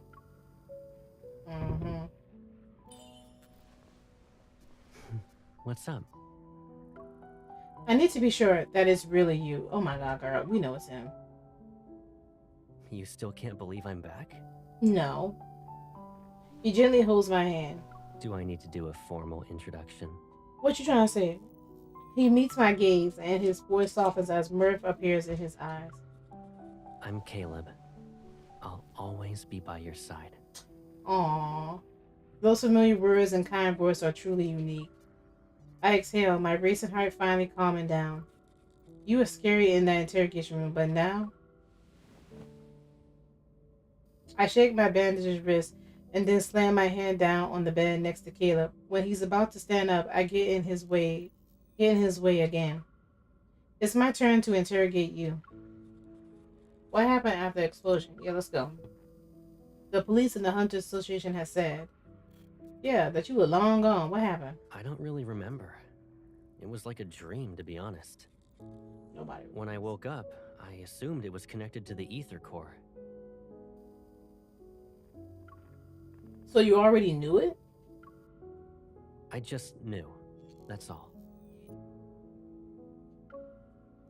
Alright. Why didn't you contact me? And you're a colonel now? You survived. Why didn't you contact me? And you're a colonel now. Well... He turns to look out of the window. The night sky resembles a dark, flowing river. If I didn't join the fleet, I would have been abandoned. Abandoned? That's just how things work, Pipsqueak. So, I couldn't contact you. I can't bear to imagine you being put through that pain again. Caleb isn't exactly interested in explaining, so I don't press him. What matters is that he's alive. How's Grandma? She's not here. If you're here, she must be okay too. No, she's not. I'm sorry. Yeah. I couldn't protect both of you. Yeah, I thought that. As Caleb's gaze loses some of the light of its light, the faint hope in my heart, it breaks. Alright, let's move on. You might start crying again if we don't. We finally reunited. If Gran knew, she'd want you to cheer up. This is where the confusion comes in at when they say that the grandma just adopted both of them. They're not really blood related. Caleb closes the first aid kit and stands up. He returns to the cupboard. After all that interrogating, shouldn't we relax? You've been running around all day and must be exhausted. Let's get something to eat. Colonel, the captain of the 3rd Squadron would like to speak with you. He has suggested solitary confinement for the traitor you captured. Come back to me when the bauble around his neck grows a brain. Caleb, you're being really strict. Strict? Me? Yeah, you are. Look at you. I'm not dealing with you. No. His armband chimes, maintaining his stern expression. Caleb returns to my side. I haven't even disciplined you. And your cover's so good that you're living in the officer barracks? He helps me off the bed, cradling my injured wrist. He inspects my body from my shoulders down to my waist. Pack up your stuff. You can stay at my place, you know. I don't live at HQ, so you'll have more freedom to move around. Awesome, but I'm still a traitor to the fleet. It might be weird if I'm still in a company of clone everywhere. He lowers my wrist and taps on the other one. Understanding his intentions, I turn around to let him check my back. It draws even more attention. Some people might even question your authority. Hold on. Are you being considerate on behalf of your fellow fleet mates? Or do you actually want me to prove your guilt so you'll be locked up?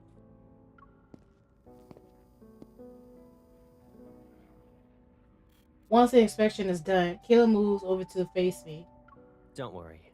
If anyone dares to question your identity, tell them you're my new adjutant. Oh, so you wanted me to use influence anyway? It's an order.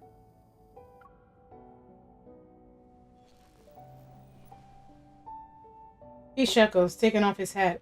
He places it on my head. The Colonel's whereabouts are classified. The same goes for the people around him. If rumors could threaten me, I wouldn't be wearing this armband.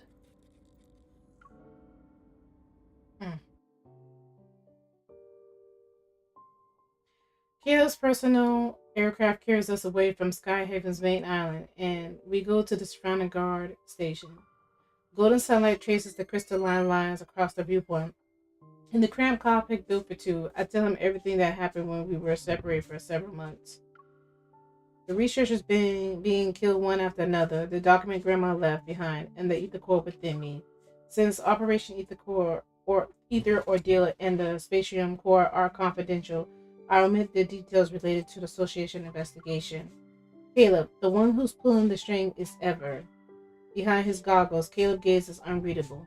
He grips the control stick and expertly guides the plane through the clouds. I understand. Let me deal with it now. Deal with it for now. 10 minutes later, the scenery projected from the starship's camera shifts to a floating, fragmented island. Starship slowly descends and passes through an invisible barrier surrounding the land masses. In front of us is a spacecraft-shaped building.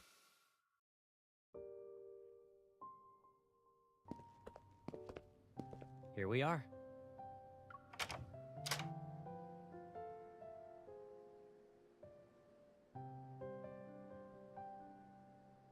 The white glow from the entrance lamp disperses the darkness. The entire room is flooded with light. I bang my head in the closet by the entrance before running my hand along the cabinet. Look at all this dust, Caleb. You didn't invite me over here just so I could clean your house, right? This place is usually empty, and I rarely stay here. Of course, it's not exactly pretty. This shit look bland. Okay, Caleb. Pulling a few jackets he took from my luggage, he lightly nudges my foot. Only the toiletries are left. Go ahead and sort out your stuff. Oh, actually, hold on a sec.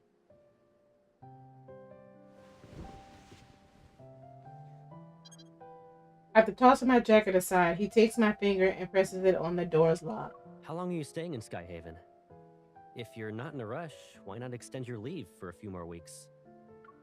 Hunters don't get summer or winter vacations. Captain Jenna let me take some time off, but it's not because I don't have anything better to do. I almost forgot. You already graduated from Hunter School. New fingerprint entry completed. Pick a bedroom you like. How many does this place have if you're asking me to pick one? I follow Caleb into the living room. The house is spacious, nearly empty in the fact. The decor is simple and consists of muted colors. It's devoid of life. Caleb, are you planning to live in the Skyhaven? Why do you ask? Doesn't this mean we'll be separated again? You don't want that to happen, right? I'll be busy since I'm a hunter. I'm just giving you a heads up in case you'll miss me. After navigating through several doorways, I stumble upon a bedroom with comfortable lighting. I stop before it. Yeah. Without our wanderer chasing hunter, we'd all be doomed. Caleb leans against the doorway and looks inside. You like this room? It seems cozy. Okay then. His lips curl into a familiar teasing smile as he heads toward the kitchen. Think about what you want to eat for dinner, and your personal chef will make it. Oh, you know how to cook? Really? Oh, you know how to cook. Okay. I catch up to Caleb and jump. I wrap my arms around his neck. Make all your specialties: braised pork, sweet and sour fish, pork chops. Do you actually want to eat all that, or are you just naming all the menu items? You have quite the appetite. I'm hungry, man. Give me something to eat. With my weight on him, Caleb pivots before putting me down. You don't need to help out. Just relax in the living room. Oh yeah, just so you know, that room you claimed is mine.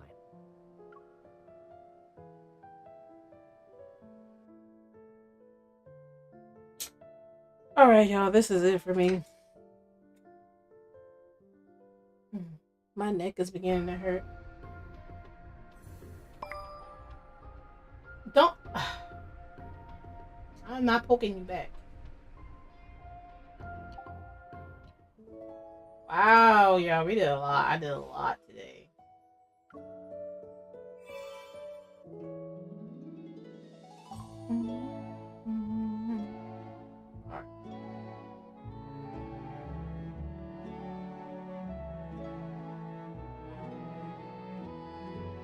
You know what? I'm just gonna close with that song. Alright, I appreciate everybody coming through. Thank you guys so much. Down here in the seat. I always slide down after a while. My neck started hurting. But yes, I'll be back here again tomorrow to play this. I'm also doing horror nights. I have a horror fest going on. I already started on Twitch and YouTube. You'll be seeing it on and off, but if you want to go there, go to Nia Games 100 on Twitch. My link is in the chat to all my social media apps. And Nia Games. That's YouTube. But you have to see. But yeah. Astronauts, see y'all later. Peace.